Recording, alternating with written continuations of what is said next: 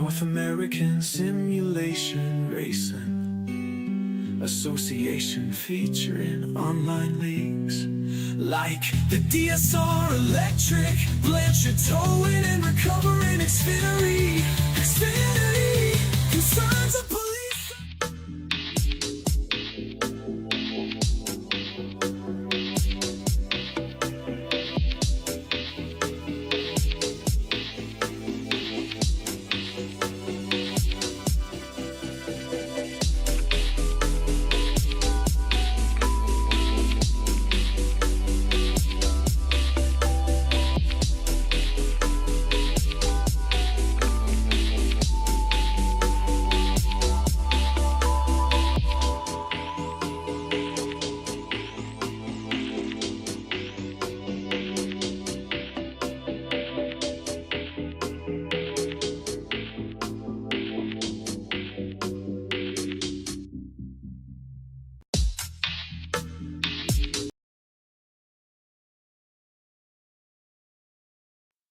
The Mania Club Champions of Hope Foundation thrives on the strength of its global community of over 80,000 passionate fans united by a shared love of professional wrestling and a commitment to making a difference. While the foundation was founded to advocate for pediatric cancer awareness and mental health support, it has grown to champion and support multiple initiatives aimed at creating meaningful change in communities worldwide.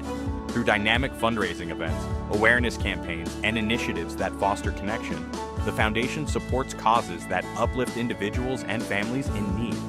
From empowering children and families facing significant challenges to creating opportunities for hope, healing, and progress.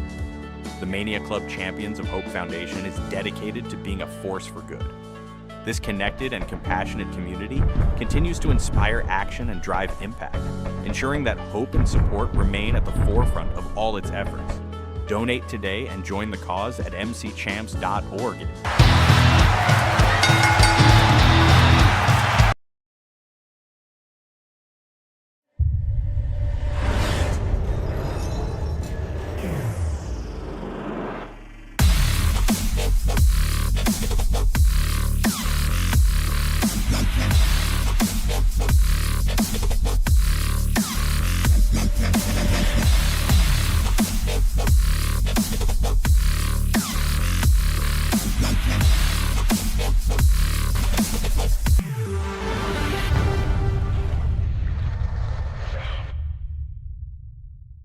Are you ready? For Murph's Magical Creations. Home to custom laser engraving and gifts. This veteran-owned and operated company engraves for all occasions. If you want one of Murph's Magical Creations, call the number on your screen or commission through either Instagram or via email. Murph's Magical Creations, made with love for you.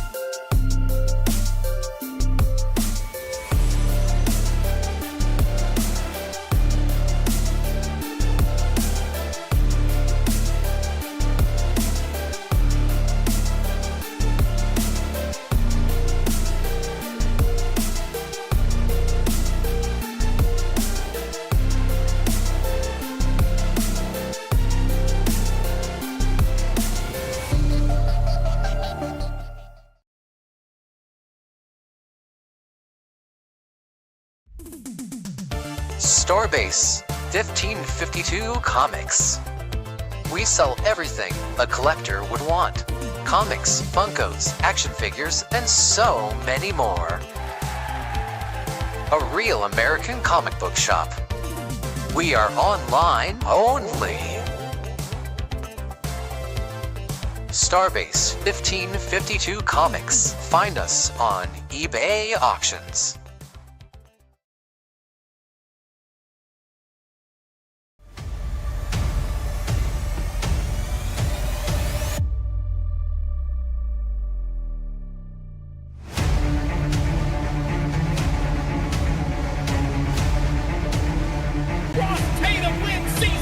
Of the NASRA Blanchard's Towing Xfinity Series. Brady LaBeouf will win the championship and the race in the Butt Kicker 250. Keith Bradley gets his second championship on the Friday Night Series with the Concerns of Police Survivors Truck Series Season 8. This rookie season, he will win the championship for the Concerns of Police Survivors Truck Series.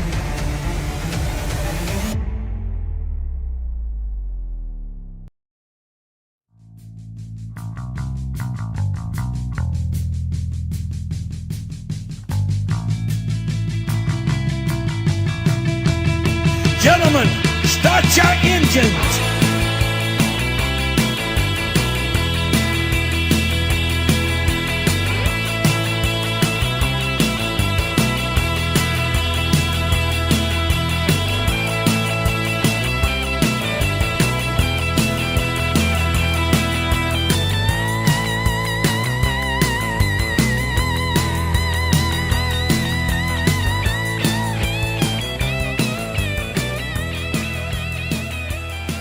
Only 3 more weeks before we crown a champion for the Season 3 of the Blanchard's Towing Xfinity Series. Homestead's going to be the big one. We'll see that one in 2 weeks. Next week will be Legacy Atlanta Motor Speedway. But tonight is going to be some of the fastest racing that these guys have experienced all season long, and probably the most chaotic race that we've seen all season for the Blanchard's Towing Xfinity Series. Talladega Superspeedway is the site of the Brickyard 270, and you're gonna see it all live here on the NASRA 360 Racing Network. Good evening, folks. I'm the Redneck Announcer, Jake Reeves. Wesley Outland will be joining me here shortly, and as always, the great Australian Dean Hopton Biggles will be producing, giving us the camera angles, all that good stuff. There you saw the schedule tonight. Talladega, next week, Legacy Atlanta, and then after that, in 2 weeks, crowning a champion right there. February 25th will be at Homestead to make up the 18-race schedule for Season 3 for the Blanchard's Towing Xfinity Series. We'll talk a little bit about Talladega here in just a little bit, as we do see there is your playoff grid right there, where everybody's points is, how they looking. Rondeletto, he won at Dover 2 weeks ago, the week before the NASRA 500. Weatherholt and Lamperti tied up for that second spot with Cofield, Bruce, and Lyons. Those are the guys that's in right now. Joplin, McConey, Pearson, Tidy Horse, Ryan Johnson, Dean Doucette. They're on the outside looking in, trying to get them a win and lock themselves in the Championship 6 for 2 weeks at Homestead. But here we go, folks. Let's get it lined up. Let's get it fired up with the grid and on the pole. How about Jeff Mark showing up here tonight? He's showing that he's on the pole, but he's actually going to get an EOL penalty, so he will start from the rear. But Jeff Mark did get the fastest time with a 53.880 to his outside is Greg McConey, one of those guys trying to get up into that Championship 6, have him a shot. He will start in that second spot. Colin Weatherholt will end up starting in the third spot, with Bernard Pearson starting in the 4th position. Tidy Horse, Ryan Johnson outside looking in. He's going to start 5th with Dean Doucette starting in P6. Drew Ballesteros will start 7th with Michael Larch in 8th. Lucas Lyons right there on that cut line. He's going to start 9th here tonight, and Austin Evie will round out the top 10. Trevor C. Williams will start 11th with Chris Blanchard starting in 12th. Justin White's going to start 13th. Darren Bruce will start 14th. Gerald Poole's going to start 15th with Jonathan Cofield. Home track for him here in the great state of Alabama. He will start from P16. Tyler Goodwin's going to start 17th with Charles Joplin at 18th. Bo Tiffany 19th and Jeffrey Johnson Jr. Triple J starting in 20th. Tristan Bruce, last man to take a time. He will start 21st. Then Octavio Rondeletto's already locked himself into the Championship 6. Lautaro Lamperti back there. The Argentinian's going to be starting back there in the back. Keith Haney will be starting in the 24th spot. He's actually going to be starting from the pits to try to miss out on all the chaos. Remember, Jeff Merck will start from the rear. We was going to talk a little bit about Talladega, but they actually did not go for a second lap right there. We're green flag. We're rocking and rolling here at Talladega.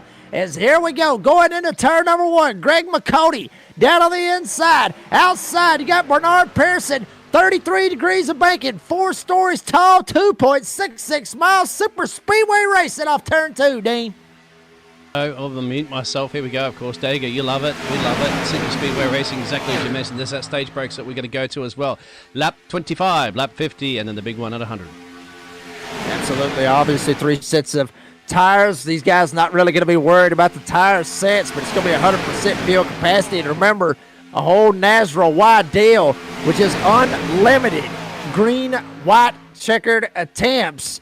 And there's a good chance we could see how that's going to play out by the time that this sucker's all said and done. McConey down on the inside, Person up top. Weatherholt tried to give the shove to McConey, trying to get the shove and maybe jump up to the outside. So far, though, Dean, nobody trying to go 3 wide right here, as this is the middle race here in the Elite 10, trying to go all the way to the Championship 6. I should say, actually, it is the Elite 12. I forgot. This is the Tuesday night series where it's kind of knockout style. But this is the middle race right there in the Elite 12 here. So it's going to be interesting. Like we said before, Dean, you get a win, you lock yourself in. That's what they're trying to do. Get a win, lock yourself in. You're a poet. You didn't even know it, my friend. But good job on that one. As you can see, they're about to do another lap here of our stage 1 here at the Dega. Greg McConey, Colin Weatherholt, with a Bolt, as they like to call him. The Tiny Horse, Ryan Johnson, running in P3. Absolutely, Tiny Horse, Ryan Johnson, outside looking in as far as the points goes. Try to get up here, make a little bit of noise, and that number 38. Is that Dale Weiser? I believe it might be right there on the hood. Whoa, here comes Weatherholt. Weatherholt sees a hole. Shove McConey out far enough. He's going to jump up in front of Bernard Pearson in the number 8. Weatherholt trying to go for the lead. McConey down on the inside going into turn number 3. Weatherholt wanting to try to get him a win, Dean. He's come so close so many times so far this season. He got him a couple wins, but it feels like the Argentinians have kind of, dethroned Colin Weatherholt right here. He's coming out, obviously, with a week off last week from the NASRA 500, rested, relaxed, trying to get back to the winning ways that we've seen Colin Weatherholt had. He certainly can, and, the man knows how to do it. Of course, we do have a few other drivers. Steve Dissette's been in great form of late, so keep an eye on him. Lucas Lyons, did you know, just missed out on that 500 there in your 57 machine, but he's back in his 18 at the moment, mate. Sorry to rub that into there, but you know. No. I'm just saying, don't remind me. That hurt my feelings out of that whole deal. I was really hoping that he could have pulled it off for the number 57 door banking down low Chevrolet. And looks like Weatherholt's actually going to get the shove. He's going to get clear from Bernard Pearson. But here comes the inside, fighting back hard. Greg McConey down on the inside in the 12, trying to see if he can somehow or another be able to get the lead back and maybe jump up to the top side. Nobody going 3 wide right now. 24-car field, kind of low count from what we have normally seen when we come to Daytona, Talladega, and the new Atlanta. So, but at the same time, 24 cars, Dean, it can really, you can really see some chaos happen if something happens right here. There's enough cars out there to cause a big one.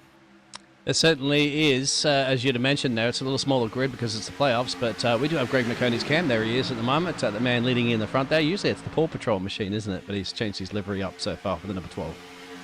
Oh, here we go. Now we're getting a little bit of 3 wide race at Austin Avey back there in the 98.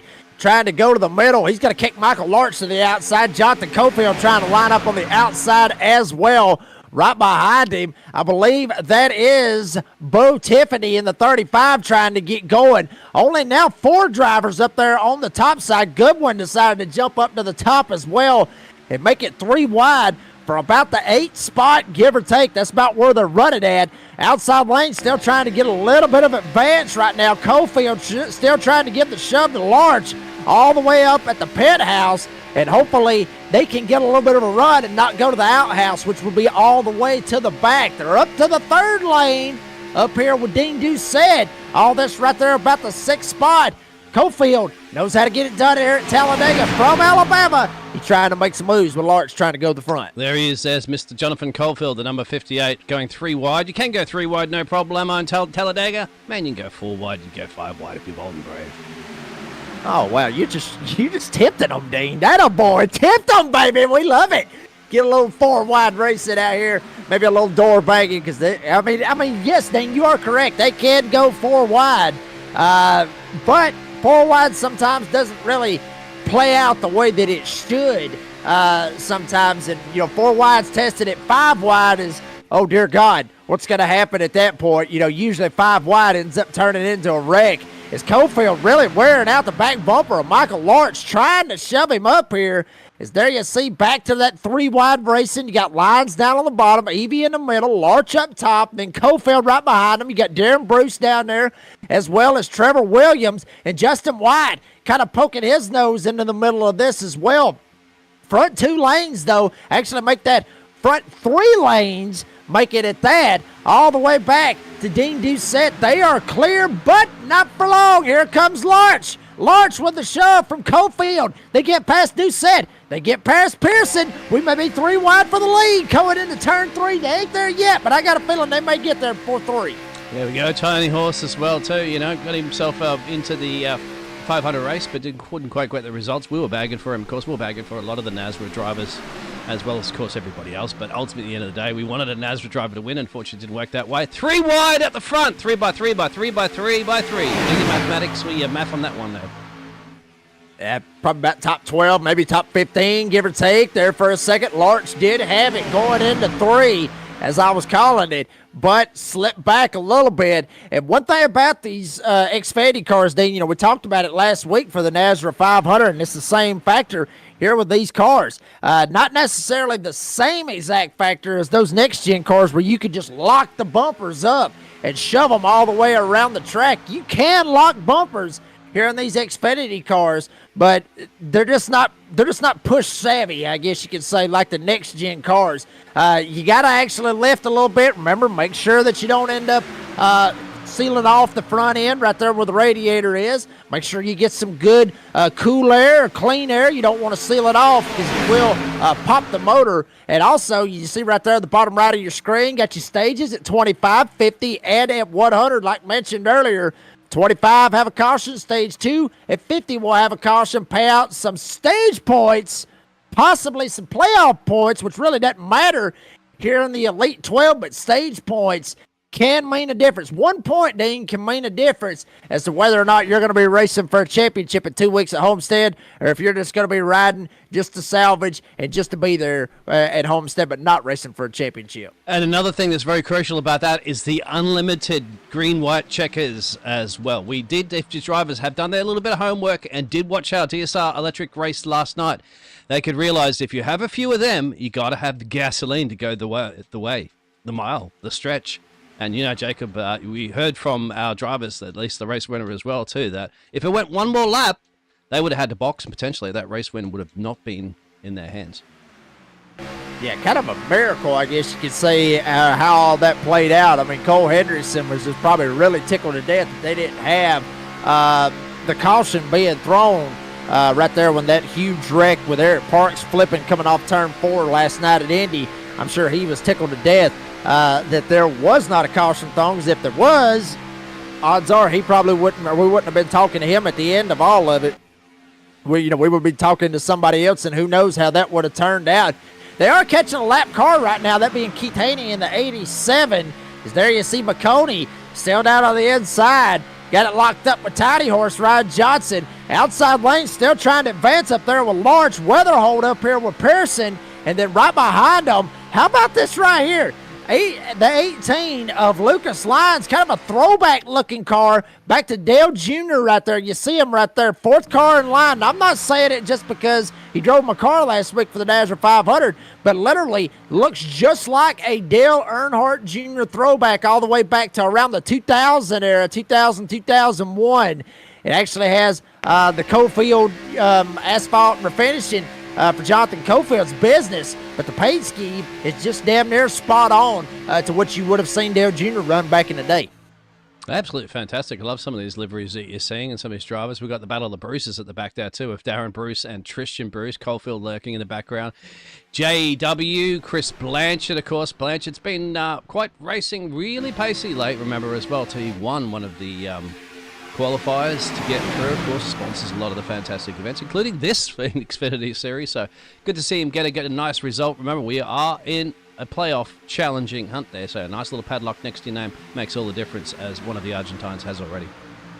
Oh boy, and here we go right here. One of the drivers that got him a qualifier up there, finished up at the podiums in one of his qualifiers. That's Jeff Merck up here trying to work on this outside lane, folks. Remember, he got the pole. He had to start from the back, had an EOL penalty. Is now you see a little bit of a scuffle down there on the inside lane. Drew Ballesteros might have got a bad bump draft right there from Lyons. Is going to kill this whole inside lane. Up front, Jeff Merck. Get the camera rocking and rolling. He's holding on very tightly right now. Michael Larch giving him the shove coming off turn number 4.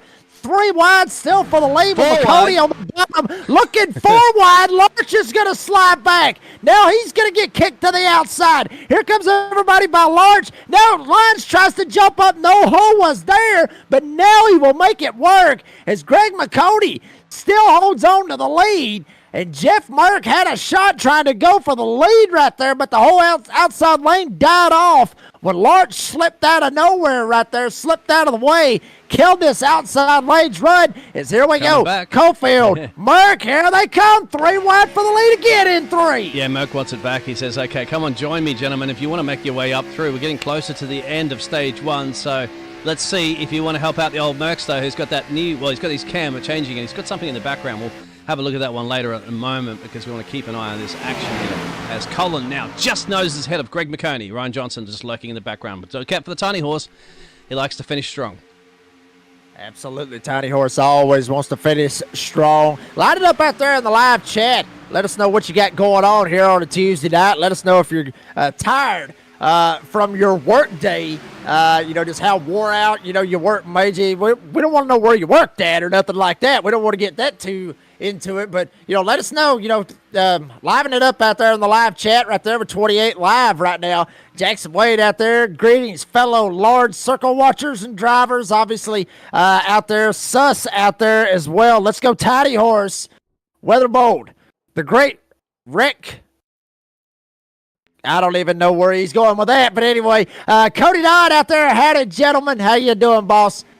Loving some Talladega racing out here as well. And also Danella Adams, I believe, if I said that, correct me if I'm wrong on that one, but she's wanting Merck to get it. And I'm telling you, Dean, Merck knows how to get around these super speedways, whether it be a truck, a next-gen car, or even an Xfinity car. This man is always a threat when we come to super speedways like Daytona and here tonight here at Talladega. He's always a threat. What's he got printed up there at the moment on his wall? I'll tell you, for the truck series, he's got 6 wins, 11 trophies. He's got 21 starts.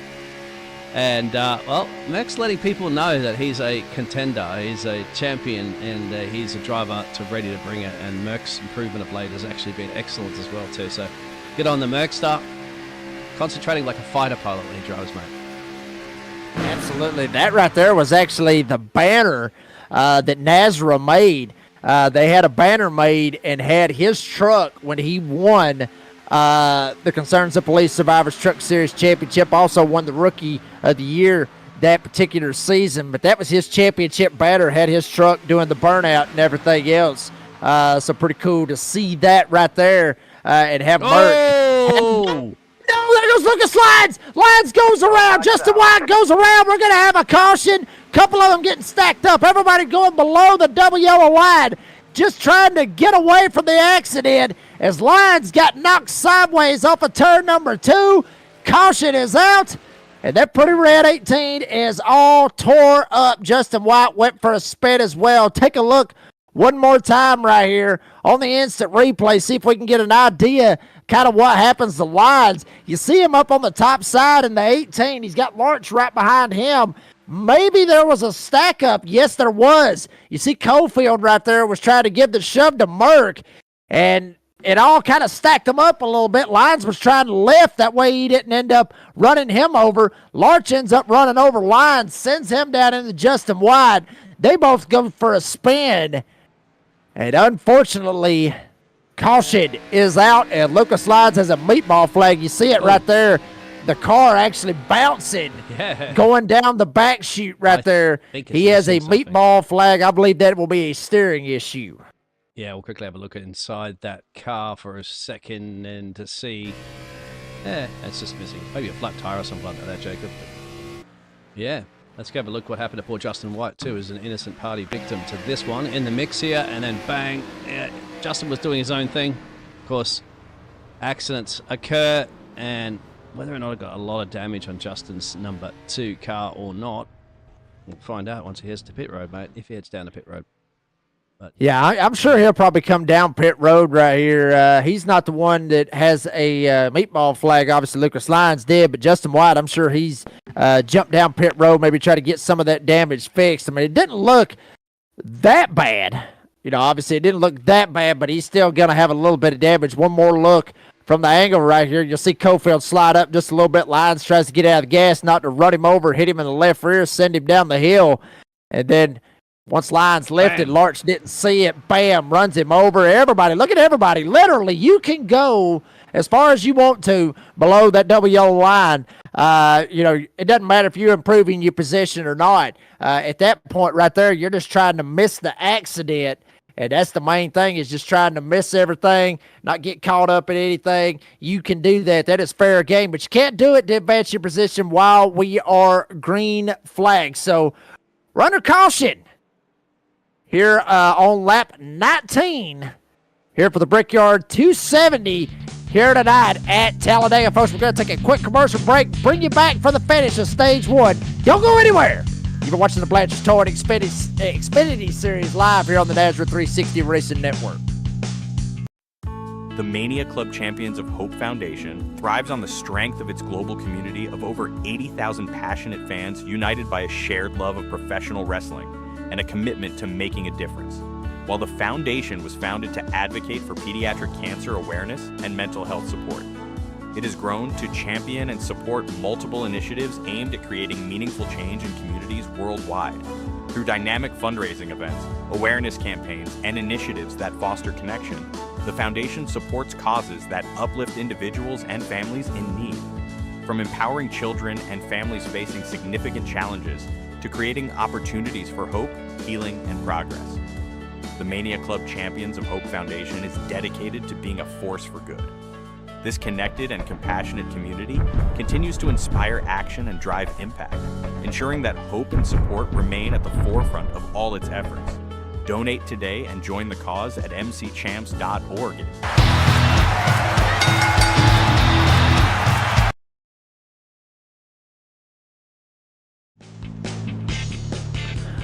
Folks, we're back here at Talladega. Weatherholt still has the lead coming around this time with 1 to go to green. We was going to get a word with Lucas Lyons. I was looking through the Discord, was going to bring him up here in the broadcast booth, just have a quick word with him and talk to him about that little accident, but I'm sure he probably doesn't want to talk about it, Dean, because I mean, you know, I mean, it does happen, but I mean, you don't want to get caught up in wrecks like that. I mean, nobody wants to get caught up in any wreck, for that matter. They don't want to have their the car totaled or anything like that. They don't want to put themselves in a bad spot, and it's just a bad spot. I mean, it was just a bad deal. You know, in the situation that he was in right there, I mean, you know, Cofield jumps up, he lifts, Larch doesn't see it, he ends up getting into him, spins him around. And matter of fact, Lucas Lyons did get that EOL penalty, even though he is totaled and he's out of this thing.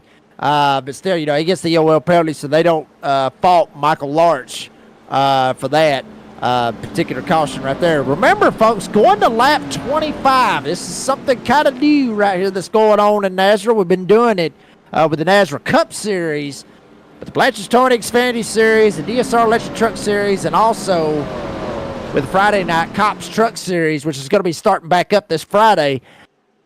Big thing about it is there you see the stage right there at 25 and 50. That's where we're going. Here's the thing about that. used to be back in the day, used to how we would do it in Nazareth, we would say, okay, well, say there's a caution and it's like two to the stage. They would say, okay, that would be stage. Not anymore. Now what it's going to go to is it's going to actually go to whoever is leading at the end of lap 25 coming to 26. Whoever is leading at that particular time, caution or no caution, however the stage goes, they will be the stage winner, no matter what it is. That's how it was done in DSR Electric. I'm assuming that's how we're doing it here in the Blanchard Tour and Xfinity Series, because I heard it was going all the way across the board, and it will happen this season for the Cops Truck Series. So more or less right here, folks, you got about a 5-lap dash right here for some playoff or for some stage points, even playoff points if you want to throw that in there. We'll see how this turns out. Weatherhold up front, Pearson on his outside, McCody, Merck behind him, and Tiny Horse Ryan Johnson, and right behind them we got Dean Doucette. That's the top 6, front 3 rows. Green flag in the air, and Weatherhold gets the shove. McCody shoves him big time. I mean, literally cleared Pearson, and that may end up opening the door for Tiny Horse Ryan Johnson to slide down on the inside. Here comes Weatherhold up top the block. And Greg McConey as well, getting that full concentration on his face there. Bernard Persons in the mix there. Jeff Merck still lurking around the background there, but Colin Weatherbolt into the front of the field there for the 22, just a nose ahead of Greg. They're going for it 2 for now. We are in the dying stages of our stage break with 4 to go. Yeah, absolutely. This is going to get good right here. See what happens right here with McCody or whether Weatherhold can get him a stage win, or maybe even Tiny Horse or Pearson, or even Austin Evie. How about Austin Evie in that 98 right there? Doing a pretty good job. Tristan Bruce started 21st in the field. He's up there about the 5th, give or take about 6 car on the outside. Back there running in 11th, but still having a pretty good run. And here comes the Argentinians, not too far behind him, but riding on board with Austin Evie. The Sundrop car right there. Throwing it back a little bit to the Dale Jr. deal. Out there when Dale Jr. read his late model. Very, very good-looking paint scheme. That number 98 right there driven by Austin Evie, but here we go. Let's see kind of what happens right here as Dean Doucette's going to try to jump up. Here comes Jeff Merck. Yeah. Merck ain't worried about no points. He's just trying to go after a win. And Dean Doucette may fall right in line with him and shove him up here, get him some extra stage points if he needs them, which everybody will need them. McCody gets clear off turn 4. Here comes Weatherhold. Here comes Merck. 3 wide in the tri-oval.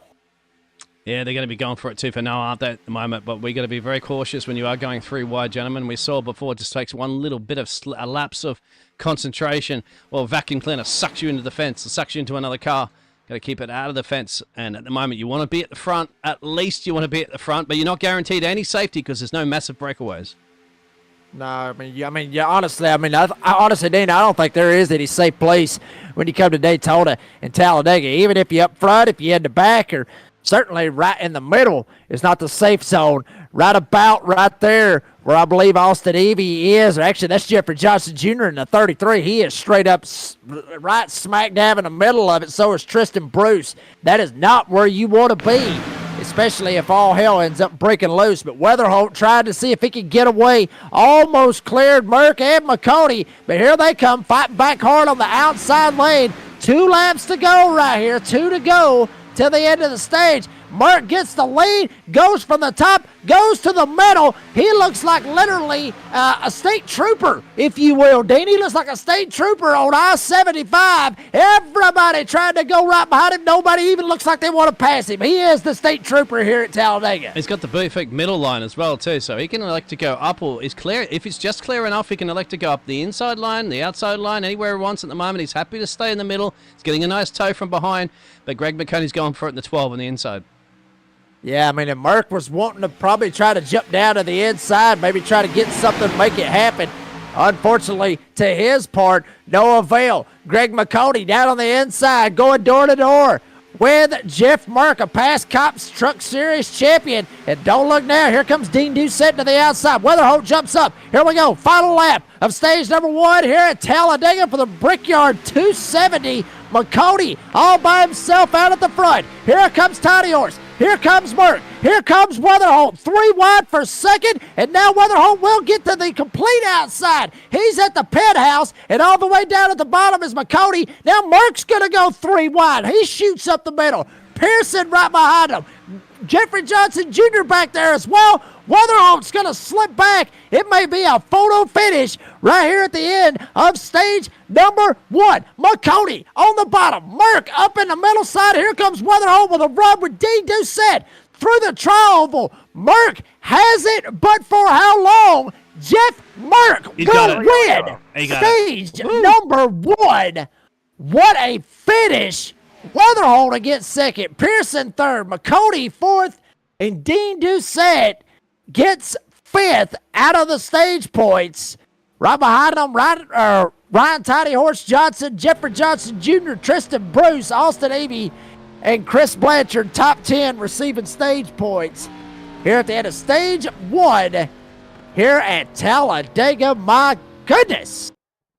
What a race right there to the line, Dean. That's why we love Talladega. Yep, absolutely. That was great racing from it. Could have gone anyway at the end of the day, but Merck just managed to get that done there, and that was quite the shows of a true champion, of course, getting the job done when you need to get those stage points, crucial stage points, of course, when we're in playoff time.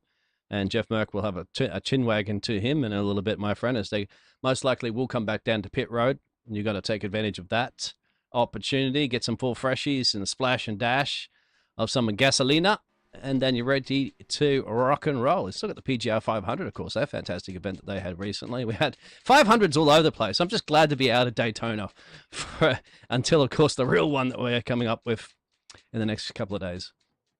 Well, yeah, Dean, but you completely missed the fact that they told us tomorrow night for the NASCAR Cup Series when we finish our season. So you completely missed that one. You completely forgot about that one right there. In a RV in the track for the past 2 weeks, mate. Oh dear God! I should have anyway. Here we go. Oh my gosh! As be expected, mate. Absolutely, guys coming down pit road. Some of them not right here, though, Dave. Some of them actually stayed out. Yeah. They pitted that last time around when we had that last caution right there with Lucas Lyons, Michael Lawrence, when they got involved over there off of turn number 2.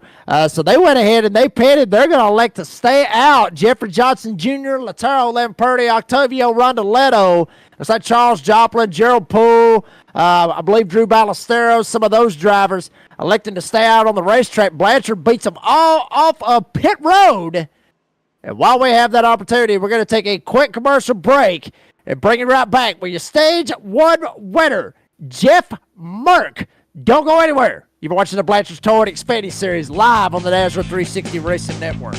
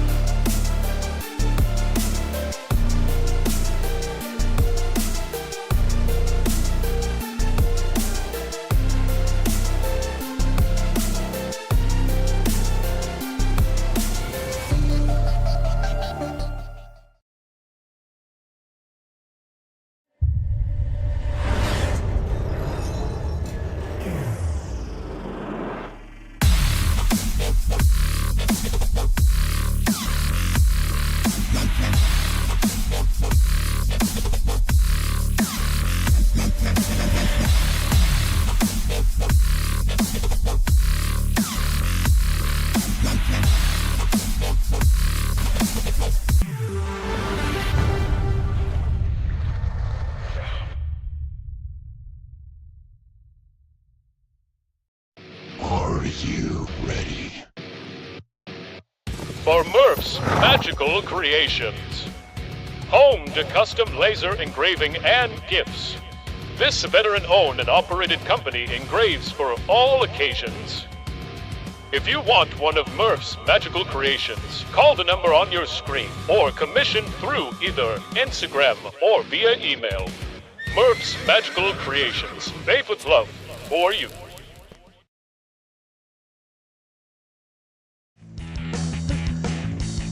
Folks, we're back here at Talladega Superspeedway for the Brickyard 270. Got the man himself, Mama Merck's husband.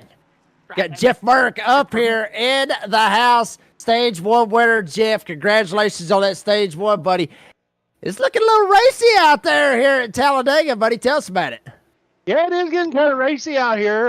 She's a little swirly when she's getting pushed, which I'm kind of surprised. They're normally pretty stable here, but yeah, I mean, I thought it was a fun time coming from the back to the front.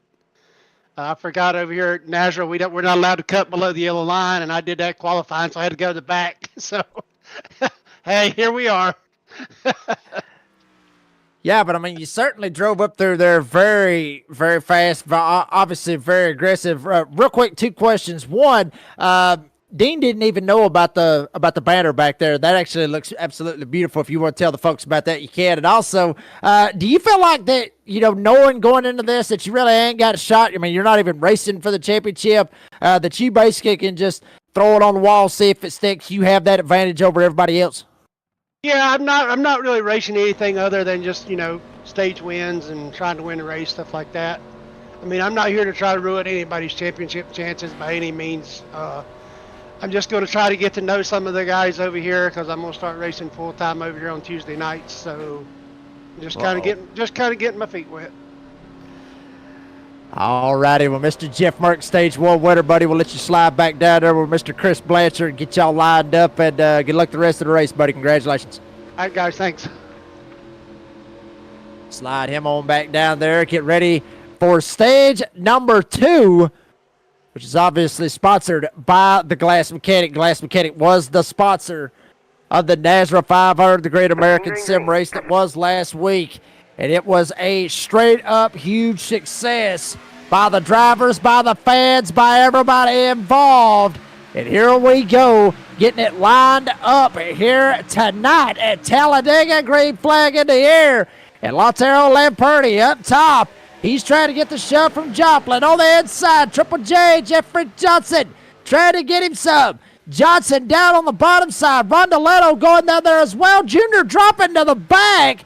Drop down below the double yellow line. Something amiss on the 33. He's going to slip back. But now here we go. 3 wide for the lead. Joplin gets kicked up top. Ballesteros sends it up the middle. Here comes Merck with him as Lamperti shoots down to the bottom. They're going to hang Joplin out to dry. The Argentines coming all the way back through the field there after 22nd to 19 places down there. Drew making his way up to the front, wants to run it up there with the likes of Jeff Merck and Colin. Weatherholt, Tristan Bruce also making some huge gains there for the number 3 machine. Ballesteros made a wild move going into turn 3. Shook Joplin almost out of his own racing shoes and literally slid him out of the way. Said, thank you very much. I'll take the middle lane, and I'll take it all the way to the front. But now he's got to deal with the Argentinians. Lamperti, Rondoletto, they're on the bottom side. Here comes Ballesteros up top with the help of Stage 1 winner Jeff Merck. Tristan Bruce right behind him, and that's just a whole nother conversation right there between both of those drivers. As Weatherhold down on the bottom side as well. Lamperti's got to get a shot. He's going to go to the lead. Now it's Rondoletto and Ballesteros battling for second. Here comes the Argentines making their way up through the field, as you'd mentioned.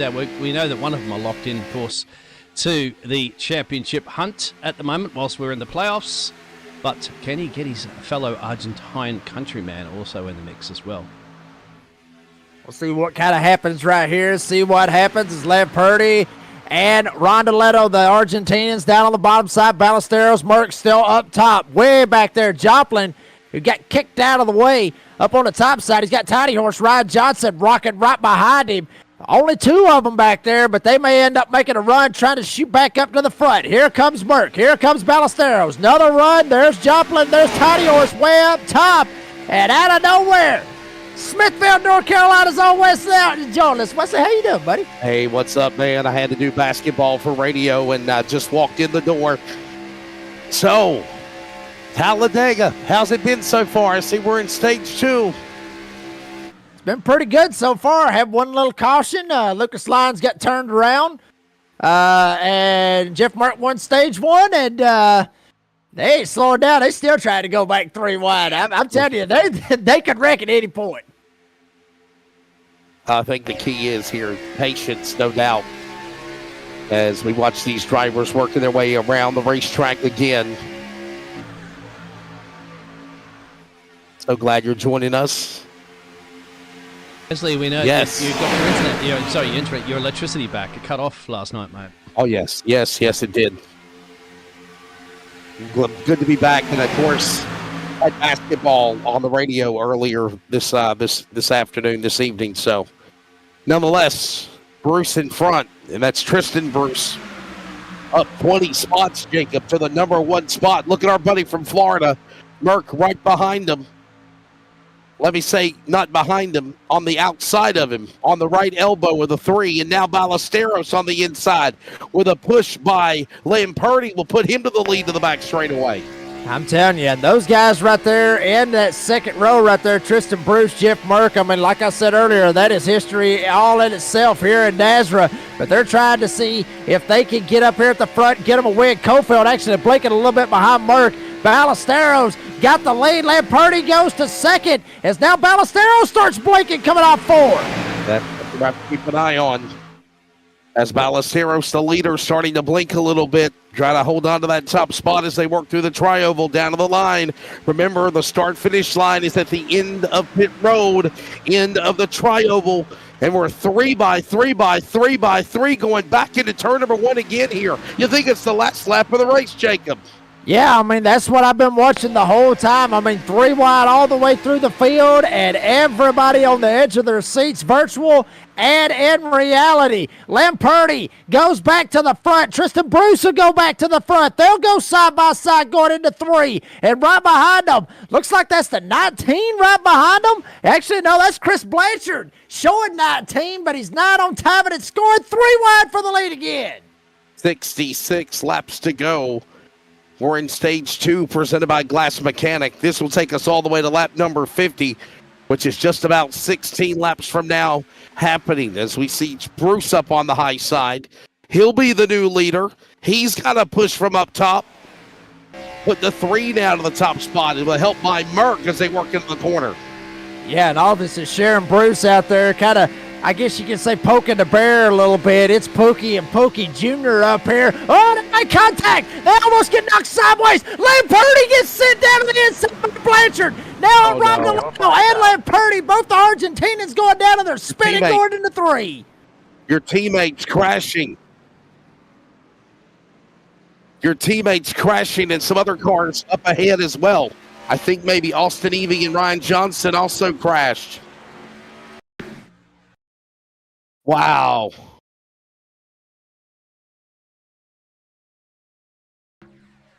What happened here, Jacob?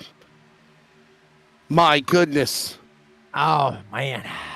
There you see it right there. I think Merck and Tristan might have got into it. They were trying, but they were jumping back position. There's the 9, ends up sending Lamperti around, sends him all the way down. Here, there goes Rondaletto. And then after that, there was something that happened up in turn number 3. You were talking about Austin Avey and Tiny Horse, Ryan Johnson. They get involved there. You see the smoke from that. Yeah. And we see the Sundrop car and the 38 involved. And let's watch this up top. There's also Avey, the Sundrop car, Ryan Johnson up high, the black 38.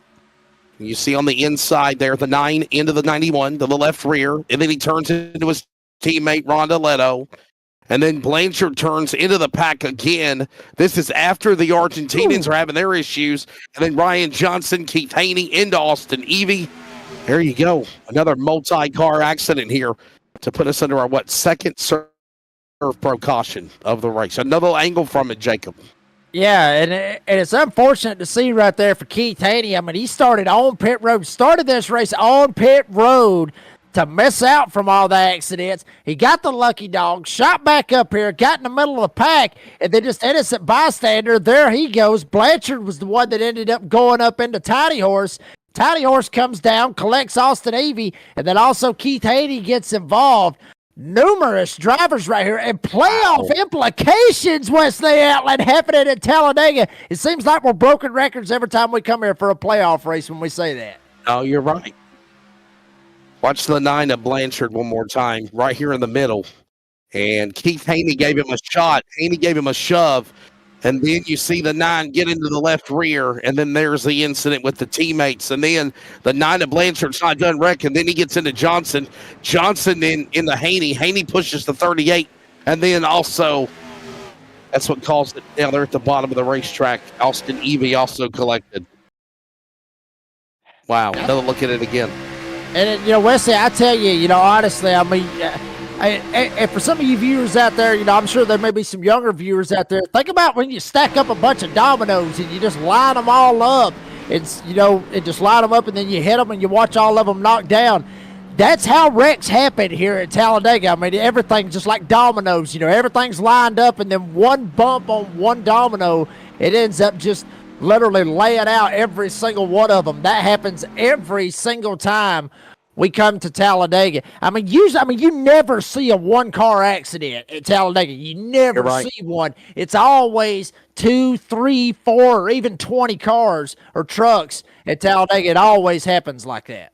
And by the way, just like Daytona or Talladega tonight, sometimes, Jacob, the one that starts the accident gets away from it.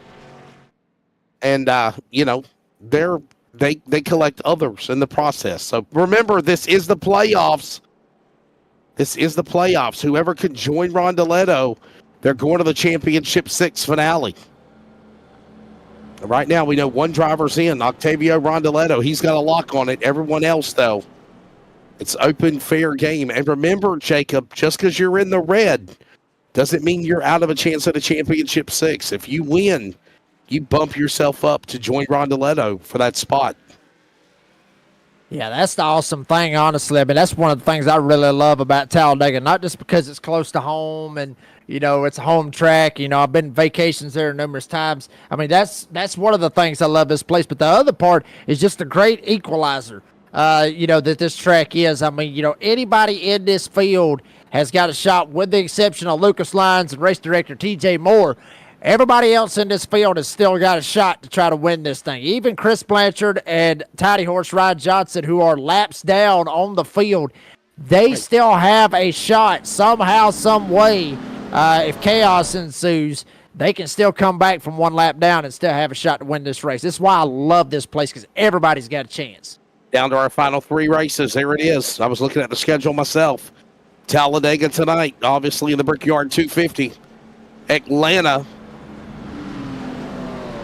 Old Atlanta. Let me clarify that. Legacy Atlanta, not Super Speedway Atlanta. Next week for the penultimate race of the season. The final race in the Championship 6 will be set, and that'll be decided at Homestead.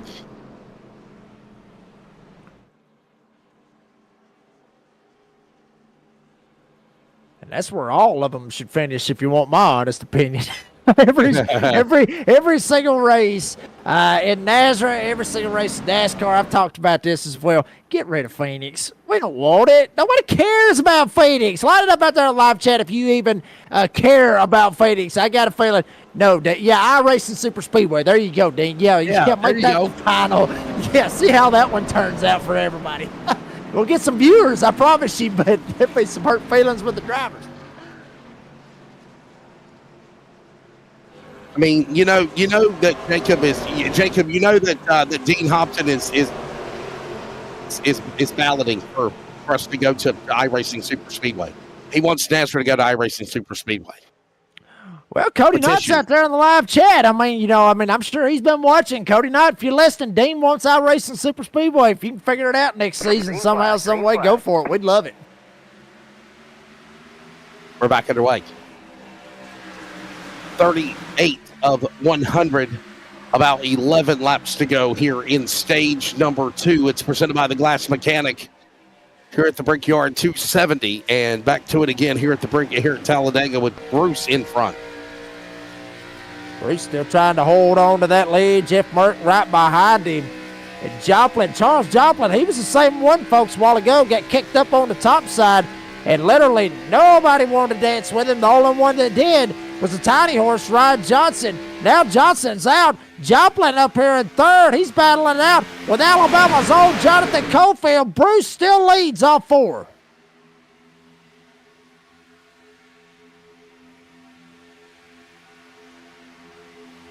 Working out turn 4. Tristan Bruce, the FanDuel entry.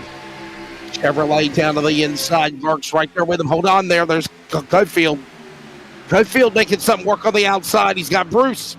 He's got Doucette helping him as well. Oh, no. They're in the roll. And that's Bruce crashing. Yellow flag is out.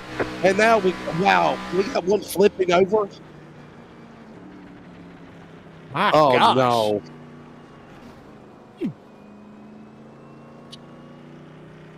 Like Poor ping pong Conzilla. balls, man. Bouncing, spinning, crashing. What a hard hit there, Darren Bruce. And let's see what happened here, Jacob. Where did they go wrong? I mean, they had a big push on the outside to carry that momentum. Well, I'll tell you where it all kind of started right here was with this 89 right here, Charles Joplin. I mean, he tries to slide up and tries to fill a hole that is not there. Either that or he got tight, one of the two. Bruce might have come down a little bit. That being Darren Bruce, Sharon and y'all. Come on now. But anyway, I think it was Darren. Darren might have come down. Joplin might have slid up a little bit. I mean, they kind of met in the middle, but kind of entered it wrong. However you want to look at it, you see Darren Bruce right here. They're shoving Cofield right here. I think he comes down maybe a little bit too much. It got tight right there. Merck's trying to think maybe go 3 wide. Just everybody getting real tight right there. For no reason. I mean, still got 10 laps left in the stage. And then after this, I mean, Bruce is just trying to get it straightened out, get it back going, and then all of a sudden everybody just starts spinning. There goes Jeffrey Johnson Jr. right by it. Man. What heartbreak. Another look at it again. Another good cars. Wow. Jeffrey Johnson the second got in the Bruce one more time. Another look at it. This is on board with Keith Haney. Man.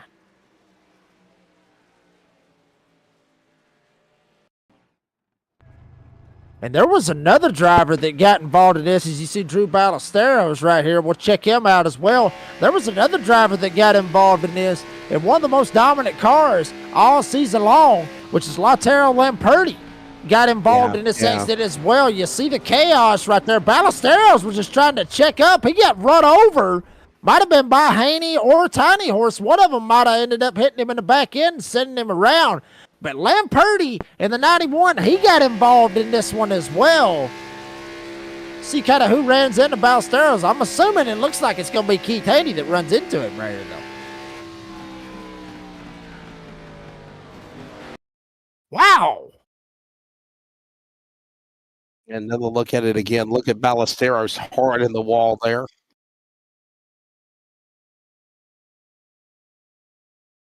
That is a holy arca break moment right there. Goodness. Wow. Fourth serve pro caution, by the way, of the race, as we see drivers on pit road work being done. That's hard luck there for Lamperti. Let me clarify on that, Jacob, because if you're Octavio Rondeletto, you got a mulligan because you're already in the championship 6. You could have bad luck here at Talladega and it really not bother you. But if you're a guy like Lamperti or these other guys, Ryan Johnson in the red, you don't want to have this kind of stuff happen to you right now. No, you certainly don't. I mean, Lamperti come into tonight with about a 13-point cushion over the guy that was on the line, which was Lucas Lyons. Was right there on that cut line. So that's going to be big right there for Lamperti. He's got to go to old Atlanta next week and literally show out. And if he does it, and somehow or another gets caught up in a wreck somehow, some way, that 13-point cushion, it's gonna straight up shrink after all of this right here. But if he ends up getting in a wreck next week, he can basically kiss his championship 6 championship hopes goodbye at that point. He has got to watch himself when he goes to Atlanta next week.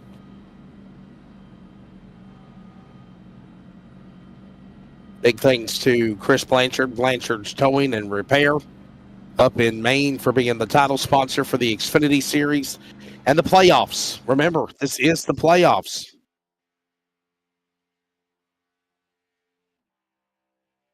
There it is. Talladega, Atlanta next week. And then the finale at Homestead. That's what's going on here for the final 3 races. And Jacob, don't forget, I know you're racing tomorrow night. But, hey, man, we're at Daytona again tomorrow night for the Cup Series. I wouldn't have it any other way, Wesley. Honestly, I wouldn't have it any other way with the NASRA 500 and everything that happened, last week at Daytona, and then the Daytona 500s this weekend. I mean, regular season, I always feel like that regular season coming into the playoffs should be at Daytona, and that's exactly where it's at. So I can't wait to see what happens. Maybe we can get us a win tomorrow night. Maybe if we can dodge all the chaos, we'll see what happens when we get there tomorrow night. So I'm pumped about it. I'm pumped to get back in the racing seat. It's been a little while since I've been out there racing and everything else. So I'm pretty pumped to get back in there and do a little duking out with some of these guys. Oh, and by the way, don't forget about Motorsports Mania Network coverage of NASCAR.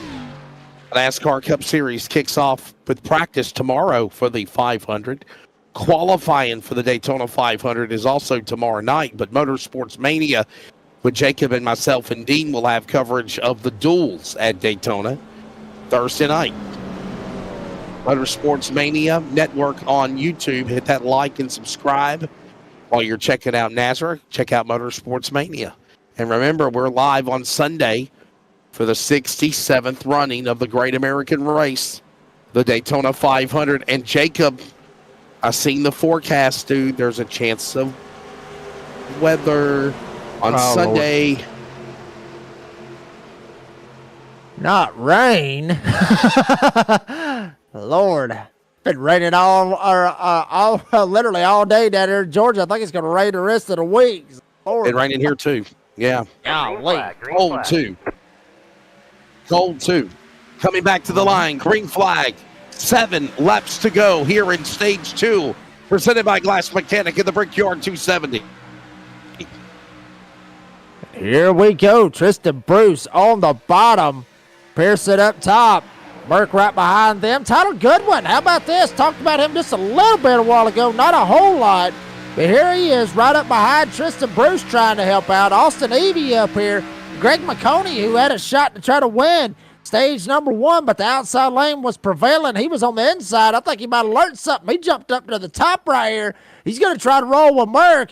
Pearson on the top. Bruce down on the bottom. Tristan's going to get clear. Now it's Goodwin and Pearson going for second. And how about Austin Evie, right? Look what happened to him earlier. He's right back in the saddle again. Up to that 5th spot, right behind Merck. In the 4th and 5th spot, here they come to the line. And Bruce in the lead. Remember what happened to the 3 earlier, Jacob? And just like that, the 3 is right there battling again. Here comes a person. Screaming Eagle Motorsports on the inside. He'll look for the lead on the back straightaway. And Pookie Jr. trying to line up right here, work together. Kind of odd right here with both of them kind of being alliances here tonight at Talladega. It's Tristan Bruce got the lead. Jeff Merck's going to shove him out to the front. Colin Weatherholt slipping back just a little bit, but Bruce leads him off turn number 4.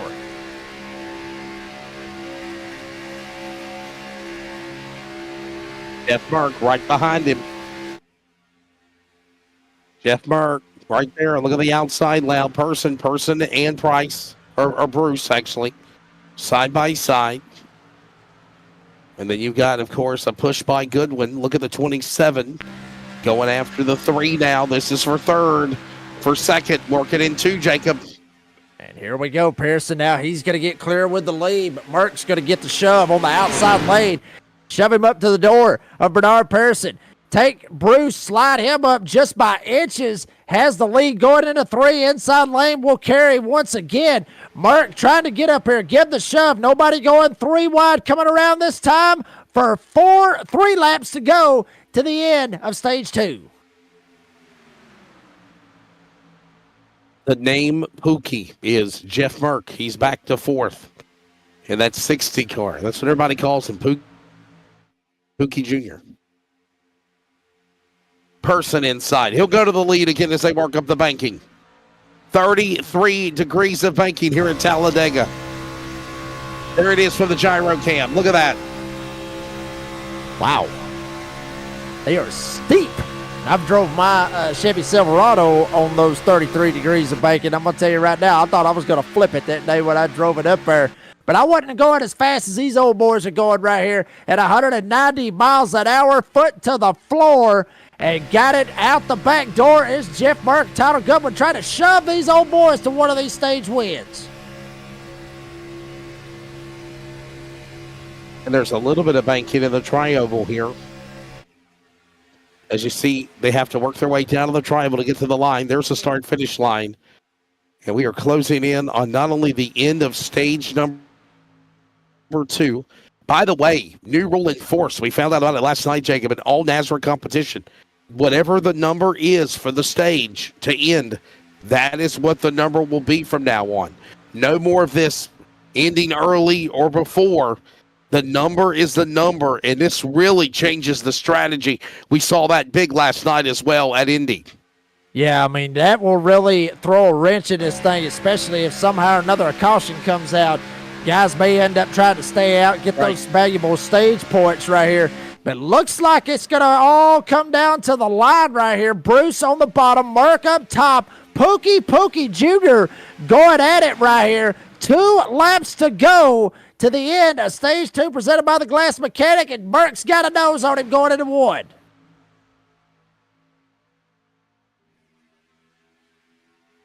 Look at Bruce on the inside, Mark on the outside lane. Push to Bruce, Person inside, and they're going again here. And we're going to end up 3 wide, Jacob, by the time they get into 3. Yeah, Weatherholt actually shot to the outside, and Joplin's going to try to go with him. Here comes Cofield trying to line up, maybe help out this outside lane. They looking 3 wide coming off turn 4. Pearson on the bottom. Bruce right smack dab in the middle. He's got Mert giving him to shove, and Joplin trying to shove Weatherholt, get him a stage win, trying to get him something and make sure he can solidify himself. Merck's going to try to dump him. He ships him. He goes to the bottom, 3 wide and 1.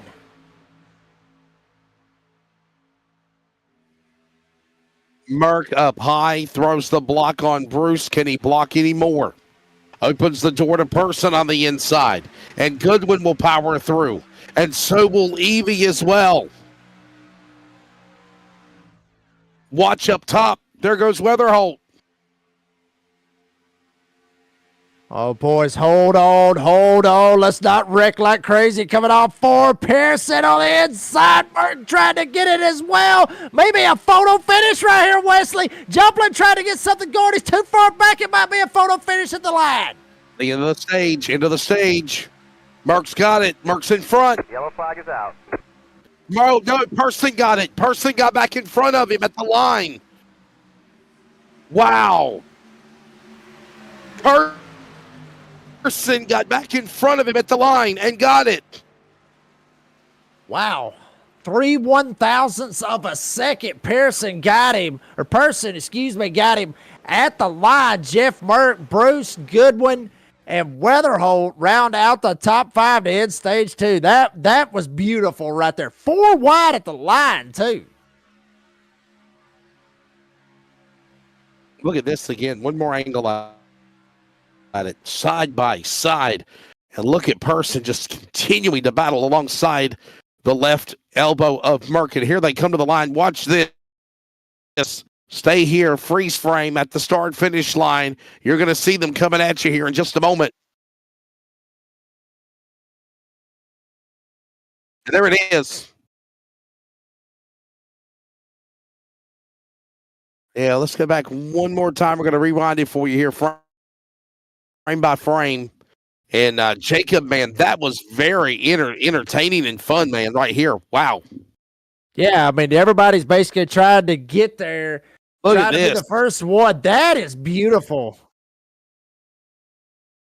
Look at now this. We're going to the side. Yeah, there it is. Look at this.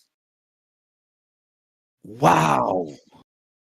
So close, it's hard for us to actually capture it on the camera. But great work right there by Dean Hopton right there to be able to get that finish line camera right there. That was absolutely beautiful. I mean, they were in a blur flashing across the line. And when it's said and done, he wins stage 2. It is Person for the Screaming Eagle Motorsports team, and they're pitting. We're going to grab Person when we come back from a break. Stay with us. The playoffs, the Nazareth Blanchards Towing Xfinity Series. This is Talladega, and we're not done yet. The Mania Club Champions of Hope Foundation thrives on the strength of its global community of over 80,000 passionate fans united by a shared love of professional wrestling and a commitment to making a difference. While the foundation was founded to advocate for pediatric cancer awareness and mental health support, it has grown to champion and support multiple initiatives aimed at creating meaningful change in communities worldwide. Through dynamic fundraising events, awareness campaigns, and initiatives that foster connection, the foundation supports causes that uplift individuals and families in need. From empowering children and families facing significant challenges to creating opportunities for hope, healing, and progress. The Mania Club Champions of Hope Foundation is dedicated to being a force for good. This connected and compassionate community continues to inspire action and drive impact, ensuring that hope and support remain at the forefront of all its efforts. Donate today and join the cause at mcchamps.org.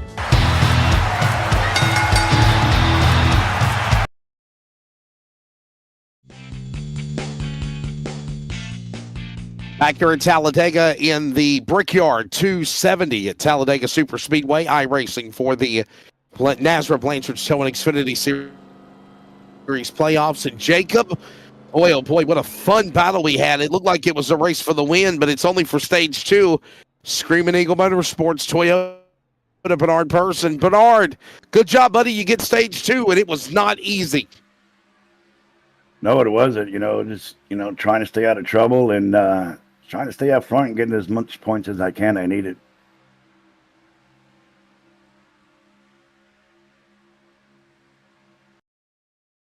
Jacob. Oh, but Pearson, Bernard, what a finish right there. These finishes, even for stages, it just seems like always, somehow or another, if it's a big pack of cars like that right there, it always seems to be a photo finish, I guess you could say, at the line. Is it kind of luck, I guess you could say, as to which line you're in when it comes to that, or are you trying to, or do you think the inside lane would be the preferred line to be in it, or is it just luck? No, it depends on what line is moving, who's behind you, who's pushing you. I know that the middle lane is pretty fast. It all depends on the luck of the draw, who's pushing you.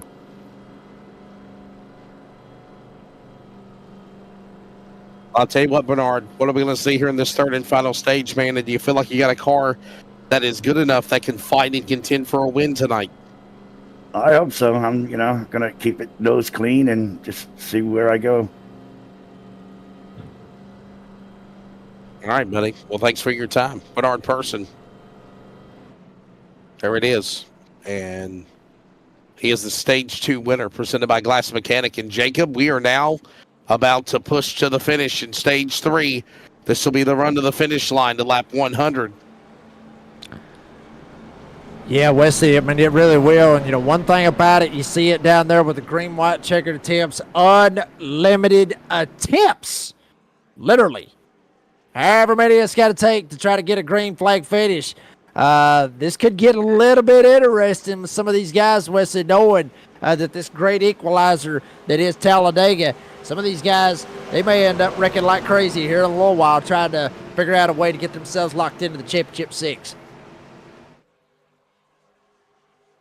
And we get ready to come back to green. Thank you for your time, Bernard Person.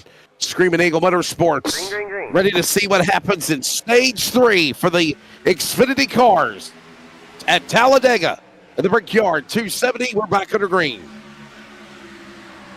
Here comes Jeff Merton down on the inside lane. He started on the pole, had an EOL for having to go below the double yellow line while he was qualifying, so he had to literally go all the way from the back and drive back up to the front, tried to jump up, thought Joplin was going to go with him. They got to hang Pookie out to drive it. Here comes Tristan Bruce up to help him. Very weird alliance that we're seeing right here. This is kind of crazy. Both of these guys was literally at odds or at each other's heads, at each other's necks. a couple of weeks ago. Now both of them trying to help one another out. Is Mark going up against Larch for the lead on 4? The friend of my enemy is my friend. Did you catch that, Jacob? Yeah. Which basically Crazy. means your enemy might be your friend. Yes.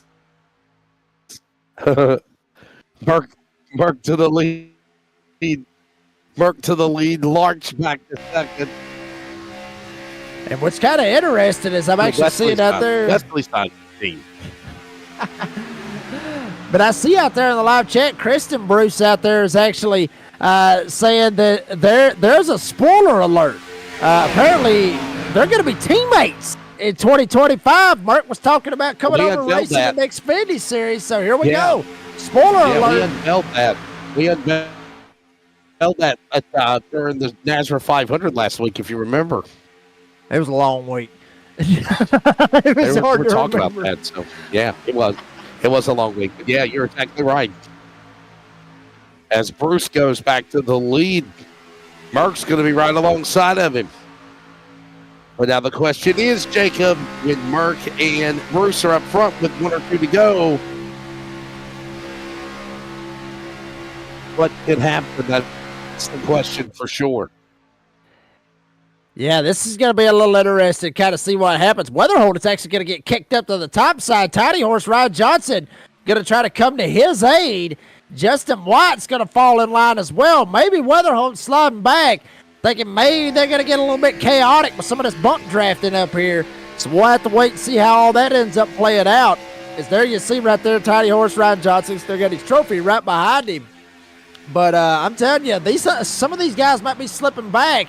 Not a whole lot of cars out here, Wesley, but still, one bump, it could take out all 10 of these guys that you see right here with Cofield and also Bo Tiffany out there as well.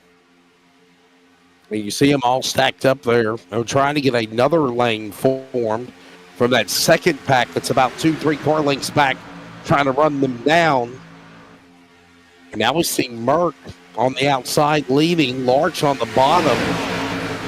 Person and Bruce and Goodwin, all these cars right there in the top 5. Cofield, Williams, Tiffany in that first 8. Larch still holding on to this lead. Man. Take a pick, man, anywhere. Well, I mean, Wesley, it's like I said last week, man, it's about the same thing that you would see, which was at the NASRA 500. I mean, literally, you put your money down on whatever car number you feel, like a roulette wheel, spin the wheel and see which one it lands on. That's what you get when you come to Daytona. And also here tonight at Talladega, Larch in the 11's got it up here. And if a roulette wheel went all the way to 60, you could be able to put that one on Jeff Merck. As Tristan Bruce lined up right behind him and stage 2 winner. Bernard Person, watch out for him as well. Working off 4. Here they come down to the line. Larch on the inside. There goes Merck. A little push there by the teammate. By Bruce. Bruce is right behind him. This family affair, they hold it together. They will. And they work on the outside lane now with Larch and Person and Goodwin. We're closing in on 40 watching and 40 to go, Jacob, pardon the pun, when they work their way around the line. Yeah, absolutely. And any of you that haven't yet, make sure you like and subscribe to the NASRA 360 Racing Network if you love all the good stuff that NASRA's got going on. I don't think we've hit 1,000 yet, but if we can get to 1,000 by the end of the week, we sure would appreciate it. As Jeff Merck still trying to get going up here. Tristan Bruce trying to help him out as well. And one thing that's kind of got me as odd out of this is Jeff Martin not running for a championship, obviously just wanting to win. Tristan Bruce in the playoffs, if he wins, he locks himself into the championship in 2 weeks.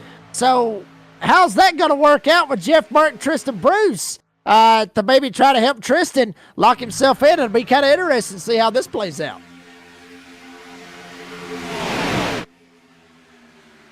Watch these cars in the back as they're starting to make a push to the front. Look at that outside lane, Jacob, is what I was referring to.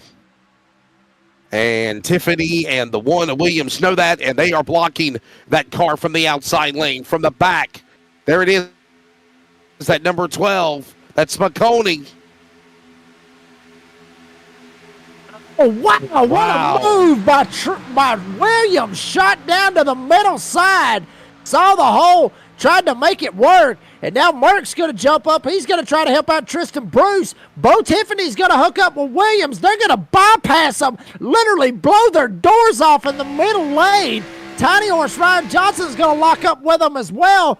Williams literally kicked him to the curb. He's wanting to go to the front at Talladega.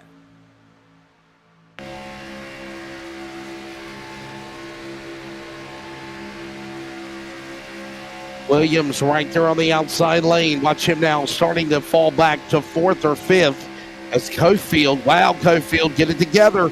Remember, Jacob, during the NASRA 500, they didn't tolerate that stuff any. No, they absolutely did not. I mean, you got to watch yourself on that blinking and everything else. Got to watch all that. And obviously, race director TJ Moore will be watching out for that, especially with these guys all in this pack right here battling it out. Which is kind of weird because Jonathan Cofield blinking, he's from Alabama. We're in Alabama. What's his internet blinking for? It's a home track. He ought to have the best internet out of all of them. But here we go, Merck trying to lock up right here. Dean, I know. but anyway, now Tristan Bruce trying to lock up with Jeff Merck, trying to get rolling. Williams up here and Pearson. All these boys up here battling it out for the lead.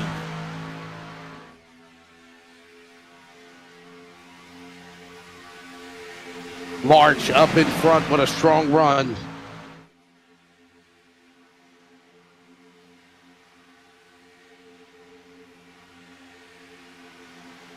What a drive. Here comes that now Goodwin's car. He's got to push by Williams and Tiffany and Jacob. Here comes Ryan Johnson with help by Merck and Bruce. They're going to the top shelf here. Look at them on the high side, and they're making it work. They are absolutely making it work, like you said, all the way up there, literally at the penthouse. Johnson, Tiny Horse, hooking up with Pookie and Pookie Jr., 3 of them up on the outside lane, going to make it 3 wide here at Talladega. Larch on the bottom, Goodwin in the middle, Johnson up top, all of them going at it, trying to get the lead here at Talladega, but now Johnson's going to slip back a little bit. Numbers game, Wesley. Outside lane ain't got a whole lot of help. The other two, they got more help than the outside.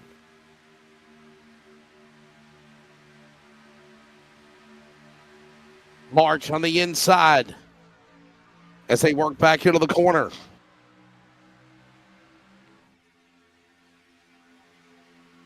Hold on to it, guys. Hold on to it.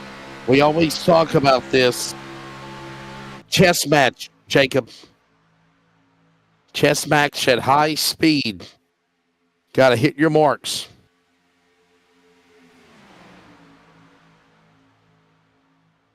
Certainly do. Got to watch those marks that you're trying to make, all that good stuff. And check it out right there on the left side of your screen, right there where the ticker is. All of what NASRA's got going on, DSR Electric Truck Series on Mondays, right here. Blanchard's Tour and Xfinity Series on Tuesdays, Wednesdays, tomorrow night. NASRA Cup Series at Daytona. Hot Lap Podcast whenever Brady and Tyler can ever get that sucker back fired up. And then obviously on Fridays, that's when the Cops Truck Series will get kicked back off here in the next couple of weeks. So real pumped up to get back up there and see if old Jurassic can defend his title on the Friday night series. 3x3x3.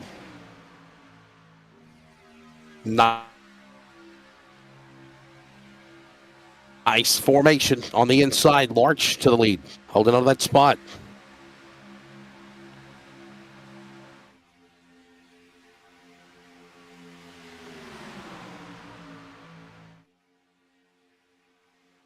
And look at Bruce right in the middle there, Jacob. Wow.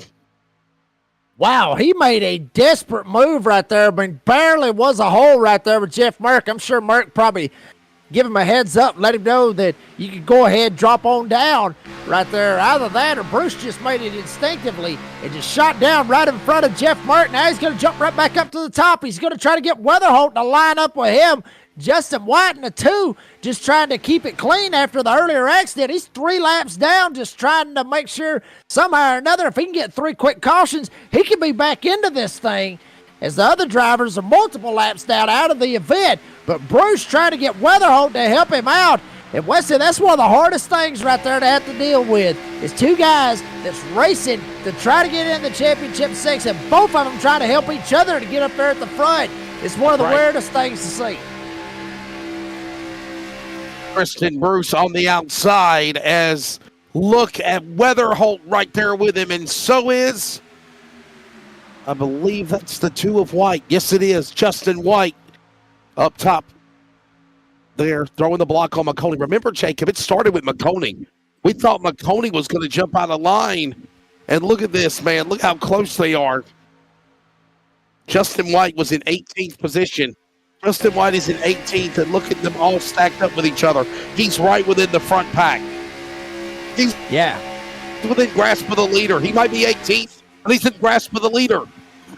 Yeah, I'm telling you right now, buddy. I'm telling you, this is hold your breath excitement here at Talladega as Weatherholt gives the shove to Bruce, shoots him all the way up here into another 3-wide battle with Larch on the bottom and Goodwin stuck in the middle. Williams trying to hold on to it, coming off of turn number 2. McConey laying back. He may lay back a little bit further to get a little bit antsy, almost door banging up there at the front with Goodwin. And Bruce gets a run. Now Larch gets a run. Here comes Bruce on the outside. Inside's going to advance 3 by 3 by 3 with the front 9 as Mark trying to figure out which lane he wants to get in.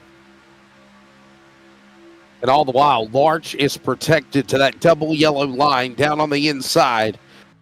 And look at now, Godwin. Yeah, Goodwin. Goodwin's car in the middle. Bruce up high.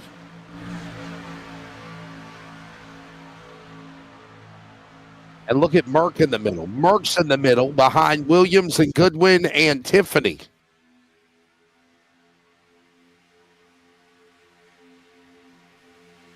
And how about Bo Tiffany from last night at Indy, starting 19th here in this race. And, how about last night, Bo Tiffany coming out with a podium finish after, I guess you could say the big one, kind of popped off right there at the end of the DSR Electric Truck Series at Indy. He ended up popping out with a podium finish, so he may be trying to go 2 for 2 right here tonight, Wesley, to try to get him another podium finish as he works right there. And honestly, what I call the danger zone, when you got guys in front of you, guys behind you, if something pops off, you basically just let go of the wheel and literally sing Carrie Underwood, Jesus, take the wheels. Whoa, Goodwin was able to hold on to it. I think Jesus might have held on to it just a little bit for him right there because he almost went around. Larch right there on that inside about made the run, and Goodwin still stays in the middle. Bruce up top. 3 by 3 by 3 by 3, and we're not done yet. By the way, Poole, look at this. He's in 13th, 14th spot. Yeah.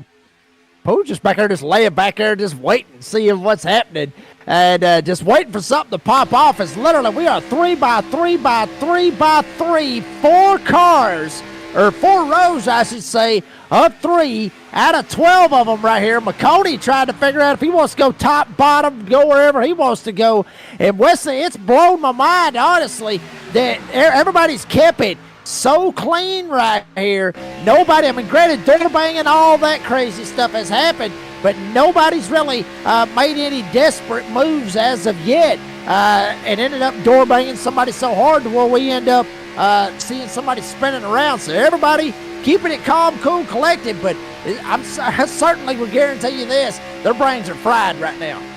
Kristen Bruce has got that car right up against the outside, but Jacob, it's like he just can't get the push that he needs, and he's even got cars behind him. It's just the outside lane, it's just not working. I don't know if it's because of the cloud cover, because it is cloudy right now, or what's causing him. Bruce can just not get the power he needs to try to get around those guys on the middle lane and the bottom. Well, I mean, I think a lot of it may have to do with the help that he's got. And, nothing against Weatherholt or Justin maybe. White, but I mean, that's the only two guys he's got behind him. You look on the bottom side, right behind Larch, he's got about 5 of them lined up with him, and about 4 in the middle lane, right behind Goodwin. But those 3 cars, the 3 little engines that could, I guess you could say, have soldiered on this outside lane. It has really made a lot of headway. I mean, they got it all the way up there to the front. Maybe Weatherholt was just about to blow it up. He just had to lift, get out of the gas, get the temperatures down, and maybe can shove him back up here to the front. Larch actually all clear up there at the lead, and see if Goodwin can get back to his door. See, Larch still got it. He can go literally anywhere he wants to go. If he wants to go to the top or the middle, he can go anywhere.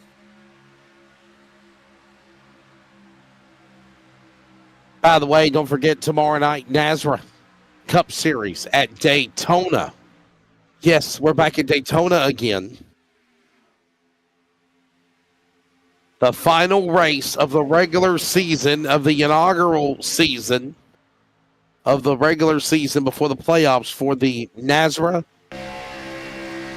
TLC Incorporated Cup Series presented by Premier Racing Setup. And Jacob's racing tomorrow night. Back behind the wheel, Jacob. Yeah, and hoping I don't crash. I got to be honest with you, Wesley. I mean, I love super speedway racing. I do. I absolutely love racing in it. It's like I said, the great equalizer and everything else. But I ain't gonna lie to you, it scares the hell out of me every single time I get in there to get ready to race, because it scares me so bad, because you never know what's gonna happen. I mean, a lot of stuff is out of your control, like we've seen here tonight with some of the wrecks we've seen. A lot of them has just been out of some of these drivers' control, and yet they still elect to go 3 wide. Some even pushed it 4 wide earlier. They still push the boundaries. That's what a win means to these guys, is to lock themselves in and not have to worry about nothing for another week, and worry about Homestead and not worry about Atlanta next week. That's literally what's at stake for these drivers here tonight. That's why they're pushing the boundaries.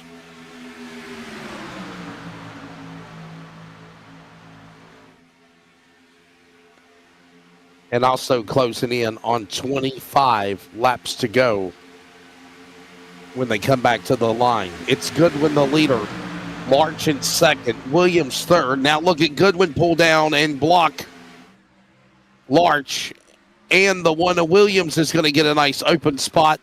Look at now Greg McConey.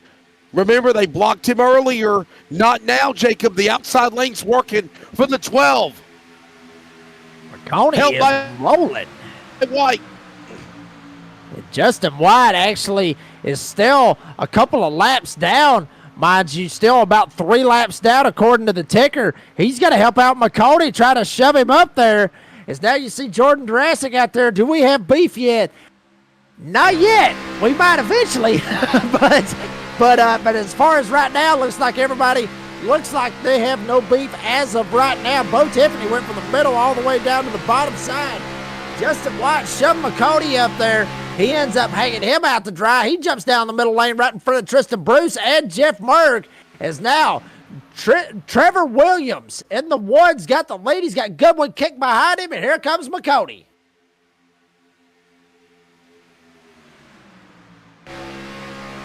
Williams on the inside. Look at McConey. And Craig McConey went from the middle, from the top, drops all the way to the bottom, and now Merck and Bruce have hooked up again. And Merck is pushing Bruce. Joplin on the outside as well. I tell you, Wesley, that right there is going to be a dangerous combination for Season 4 of the Blanchard's Tour and the Xfinity Series with Tristan Bruce and Jeff Merck, especially here at these super speedways. I mean, they are absolutely rocking and rolling. They have barely even left one another. They have tried to stay right with one another the whole time, and it has paid off for them. As now you see a lot of guys on the bottom. Now here we go. We got pit stops. Trevor Williams, one of the drivers, going in. Here comes Tyler Goodwin. Final pit stops right here for all these guys. They can make it. This is scheduled. Yeah, these are green flag pit stops.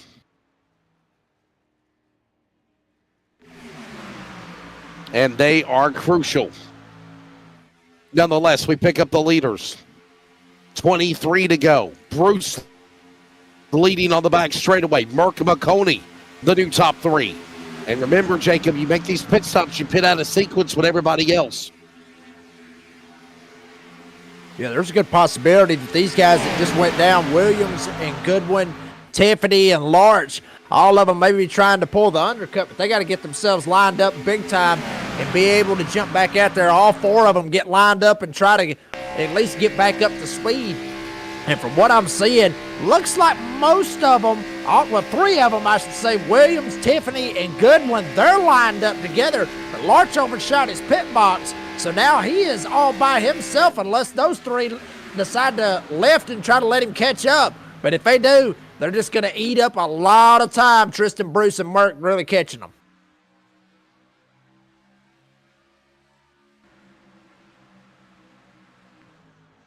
There is Bruce. He's the leader in the three. Merck right behind him. So is McConey, Joplin, and Johnson. Working off the corner out of 4 into the tri-oval off that 33 degrees of banking. And everybody's starting to get their chess pieces in order. Ready to take on the pawns and declare checkmate on the field. It is go time. And we mentioned some of the alliances of teammates. Jacob, when, if, and when does that go out the window also? You got to know eventually that will dissolve. Well, I mean, it's going to have to, you know, but if you want to end up winning the race, I mean, teammates has got to go out the door sooner or later. But one thing about this right here is I've already seen a couple of guys in this line right here all the way back to Austin Evie in the 11th spot. I mean, Greg McConey kind of looks like he's kind of zoned out right now, just riding and just waiting, sitting in the 3rd spot. A lot of these guys may be banking on some of these other guys when they're going to go in. I saw a couple of them already dumped down, had their left side tires on the double yellow line, acting like they're going in, and then they just end up popping back up. So some of them may be baiting other guys to possibly pit. Either that or they're anticipating when this whole pack is going to pit right here. So a lot of mind games. You were talking about chess pieces. A lot of mind games are being played right now as well. You're right. Don't forget next week, Atlanta. 2 weeks championship at Homestead. Who will be the Season 3 champion?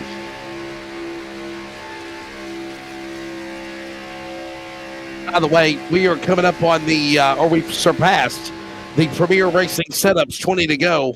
Big thanks to Premier Racing Setups. As they'll get ready to come to the line, we'll go side by side to thank them. Remember to mention Nazareth in your checkout. Get 15% off of your order. 15% goes back to the Nazareth pocket as well. That is Premier Racing Setups. Under 20 to go. 19 at the line now, Jacob. And obviously, all right, you got Bruce in lead. You got Merck in second. You got everybody getting in line. These guys have not pitted yet. Are they going to, they're going to have to pit, right, Jacob? I mean, I'm thinking they're going to have to. Other guys came down pit road around 77, 78. They got to pit. Yeah, everybody's got to make a pit stop. As there you see it right there on your screen. They can go about 35, 40, give or take. So, I mean, some of these guys up here, Tristan Bruce, Jeff Merck, all these guys, they're just buying their time right there, or just biding their time right here just to make these pit stops. But everybody, all these guys that's in this line, they will have to make at least one more pit stop. And odds are what they're going to probably do is just come in, get enough fuel to be able to make it all the way to the end. They ain't taking no tires. They just going to come in, get gas just like the other four did. Because if it was a caution, you may want to take 4 tires. You know, who knows? But under green, you want it to be as quick as possible while you're on pit road. That way you can jump out and get out there. And I bet you that's what all of them's thinking right now is just fuel only.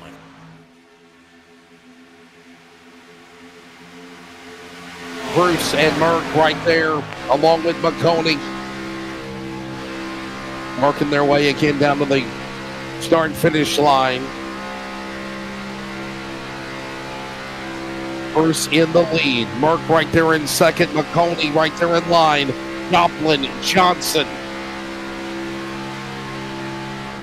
17 to go. We're expecting the front runners to come down pit road and make green flag pit stops. They've got to go. They can't go the regular distance. So we know they're going to have to pit. It's just a matter of if and when. Yeah, I mean, literally, this is kind of a waiting game, to be honest with you, right here, with everybody down on the inside, riding it all the way, literally, I guess you could say rim riding around the double yellow line here at Talladega. Usually you would be rim riding on the top side, but they're keeping all these cars down as low as they possibly can. See what happens right here off turn 4. No takers as of yet. And coming this time right here, 16 to go right here. I mean, literally, sooner or later, I would say within the next 5 laps, unless somehow or another they've been saving, which I don't know how they could have done it. But I'd say within the next 5 laps, they have got to make a pit stop, or they're going to be out of fuel. Yeah.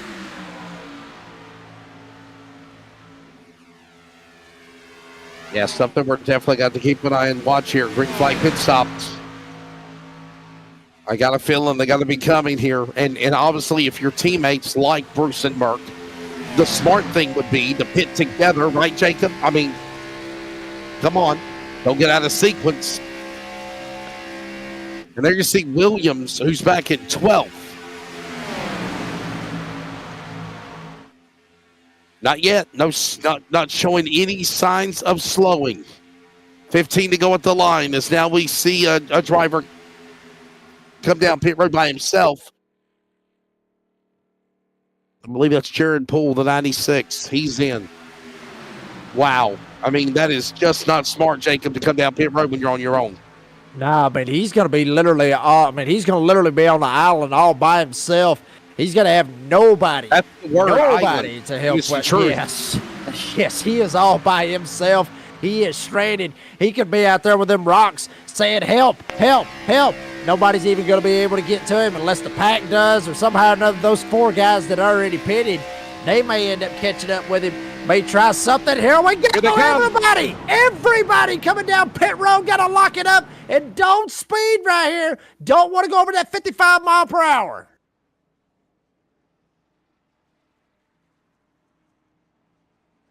Here they come on pit road, checking their opportunities to hit their marks.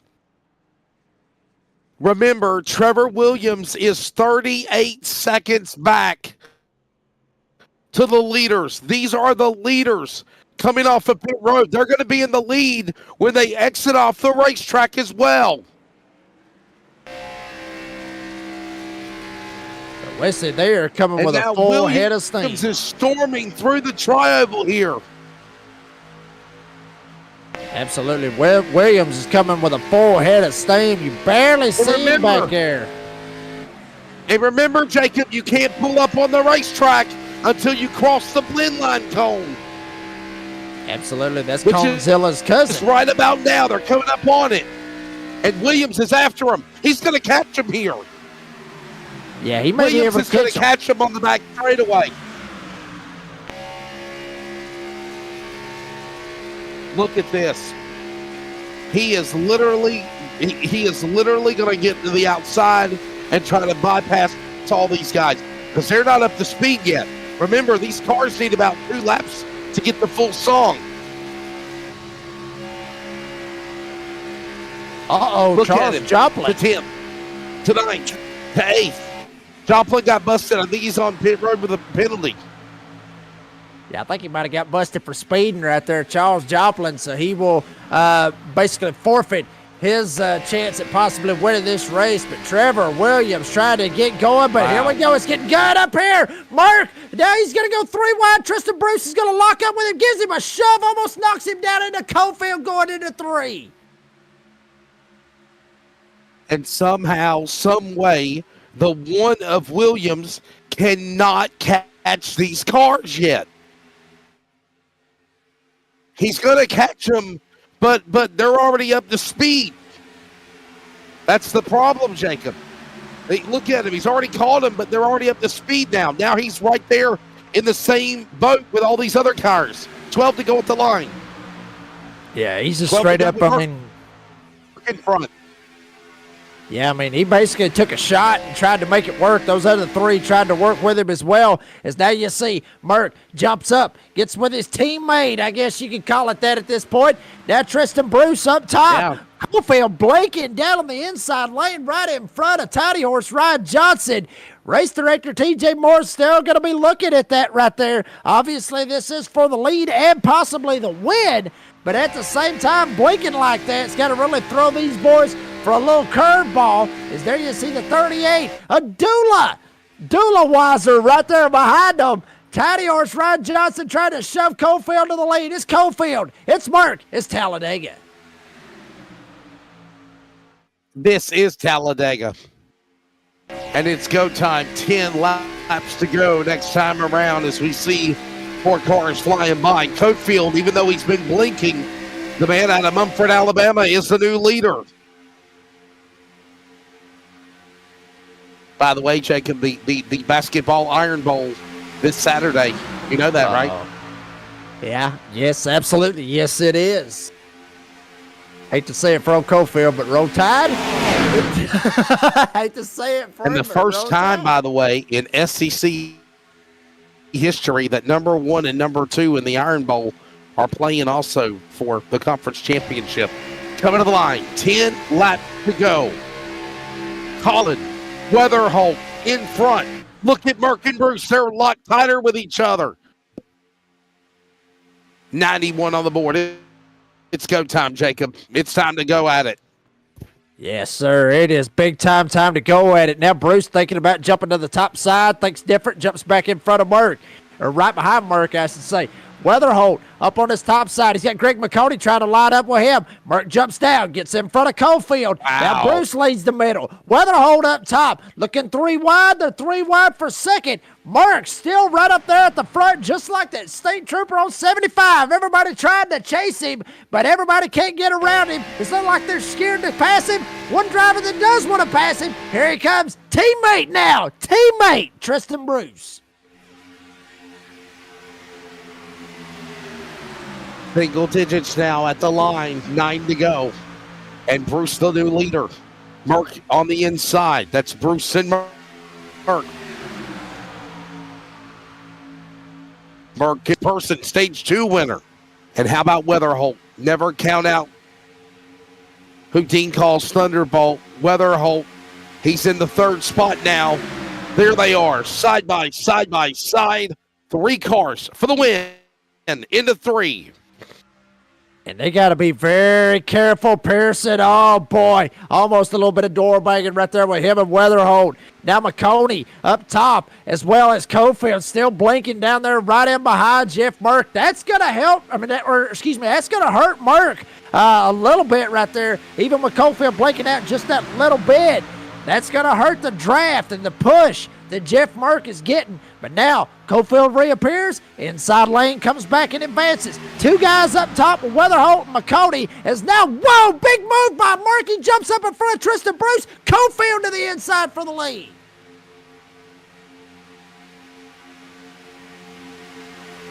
And Merck and Bruce now hook up again in the middle lane with Person watching.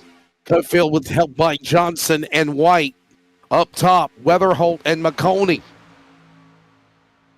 And these guys continue to hold it together. Williams, by the way, the 1 car is the man, the monkey in the middle.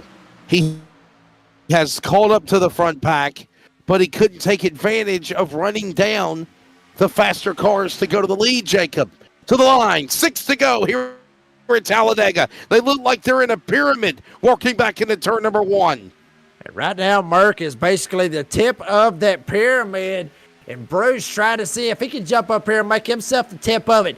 Get him a win. Lock himself into Homestead to race for a championship. But he's got to get a little bit of help. Here comes Person. Person trying to give the shove as well. Weatherholt up top. He's losing his help. Right behind them, Bo Tiffany was up there on the top side. He thought better. He jumps down in the middle lane. Weatherholt may be slipping back. As now, here comes Tiffany trying to shoot up through there as well. Merck still leads off turn 4.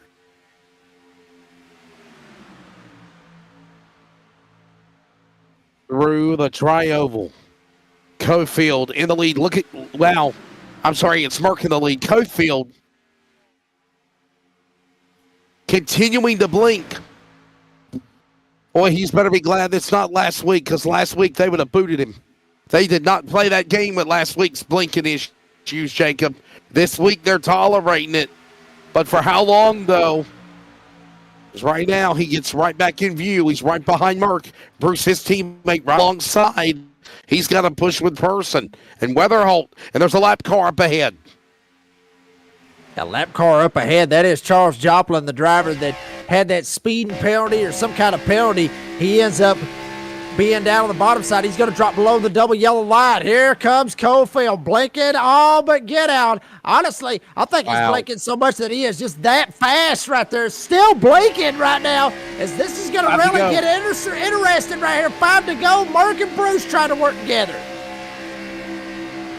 Jacob, you drive as well. How aggravating or how of a nuisance is that, knowing that you got a car that's blinking around you and you've got to run your own race? You might run into that guy if he pops back up in your view again.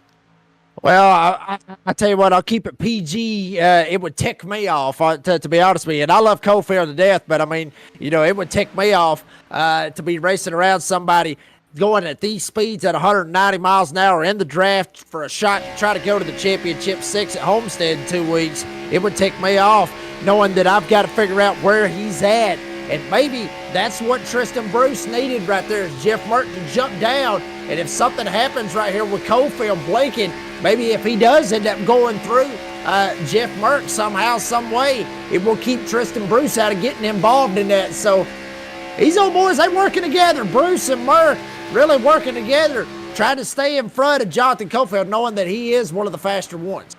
And here is a couple of drivers that you're surprised you're seeing it, because we know they've had beef for many years, or for many times, and now they're working with each other, and it is absolutely unbelievable that we are seeing these guys work with each other. And I listen, I got to give him an attaboy. Big props to him. To the line, 3 to go. Oh, we're 4 and 5 wide. Oh, my goodness, it's go time now. Whoa.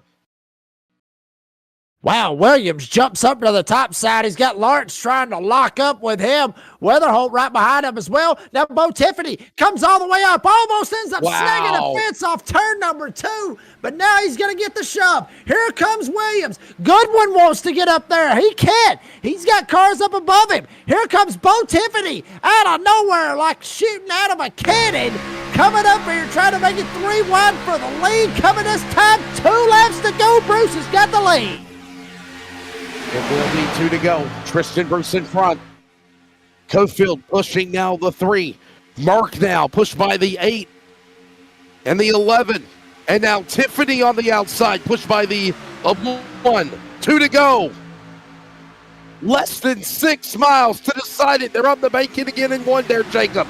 Yeah, and Bo back to the lead. Oh, wow. Here comes Bruce down to the inside. 3 wide coming off of turn 2. 3 by 3 for the first 9. Now making 12 cars. Tiffany with a nose out ahead may jump down in front of Merck. They bump and bang right behind them, but Tiffany can't get down. Here comes Merck. Here comes Bruce. Outside lane starting to fall apart. Bruce, Merck off turn 4 coming to the white. Here they come, working all 4. Bruce down to the inside, pushed by Cofield. Merck's the man in the middle. Cofield goes out and spikes again to the line. White flag in the air. 1 more lap to go. This is it. 3 by 3. The first 5 rows. Person got loose. He tried to make a move on Merck. He couldn't clear him. Tiffany now alongside Merck. And Bruce has gone in the lead in 2. Yeah, Tiffany trying to come down side draft him. Trevor Williams almost gets turned back there by Michael Lawrence. On the inside, though, Tristan Bruce has the lead. Cofield trying to shove him. Here comes Person trying to help out Jeff Merck. Tiffany is going to slip back. He's free falling as here comes Tristan Bruce off turn 4 for the win. They'll be looking for the flag this time by Tiffany up on the high side with a push by Williams. Merck with a push by Person. Bruce on the bottom, pushed by Cofield. They're crashing. Person in the wall. Williams in the wall. Jeff Merck is going to win here at Talladega. You knew it was going to come undone. You knew it was bound to happen. A push gone wrong. Wow. What a finish. Cars crashing. Larch, Williams, Person, stage 2 winner. I think Bo Tiffany got involved. Watch this on the last lap here, coming off turn 4, Jacob. All bets are off here.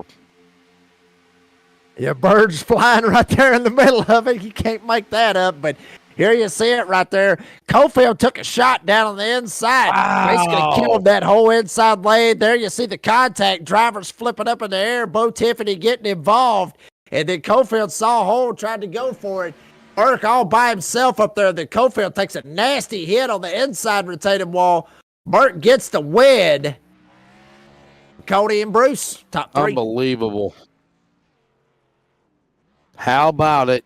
And, of course, Merck, McConey, and Bruce. Tristan Bruce, teammates, as we mentioned, teammates with Mr. Jeff Merck now. Maybe not officially yet, but we know it's coming. They were in alliance with each other, and now look at the way they finished. Jeff Merck, the winner.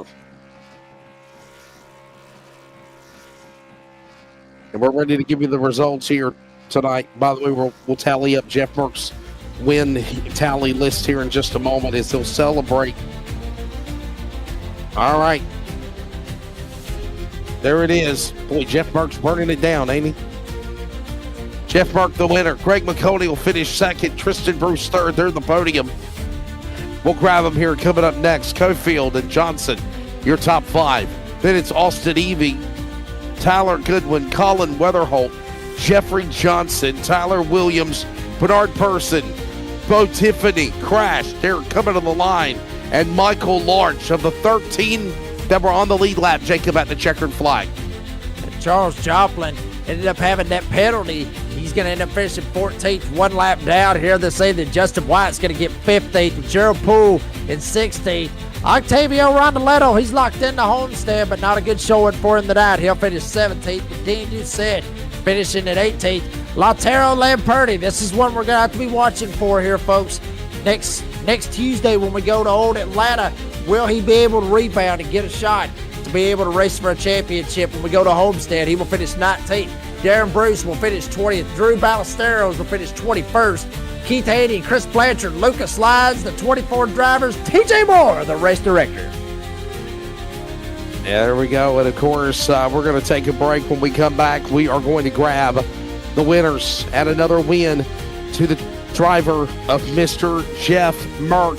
This is his overall 25th career iRacing win for Jeff Merck from Punta Gorda, Florida. We will talk to him coming up next. This is the NASRA Blanchard's Towing Xfinity Series playoffs on the NASRA 360 Racing Network. Stay with us. The Mania Club Champions of Hope Foundation thrives on the strength of its global community of over 80,000 passionate fans united by a shared love of professional wrestling and a commitment to making a difference. While the foundation was founded to advocate for pediatric cancer awareness and mental health support, it has grown to champion and support multiple initiatives aimed at creating meaningful change in communities worldwide. Through dynamic fundraising events, awareness campaigns, and initiatives that foster connection, the foundation supports causes that uplift individuals and families in need. From empowering children and families facing significant challenges to creating opportunities for hope, healing, and progress. The Mania Club Champions of Hope Foundation is dedicated to being a force for good. This connected and compassionate community continues to inspire action and drive impact, ensuring that hope and support remain at the forefront of all its efforts. Donate today and join the cause at mcchamps.org.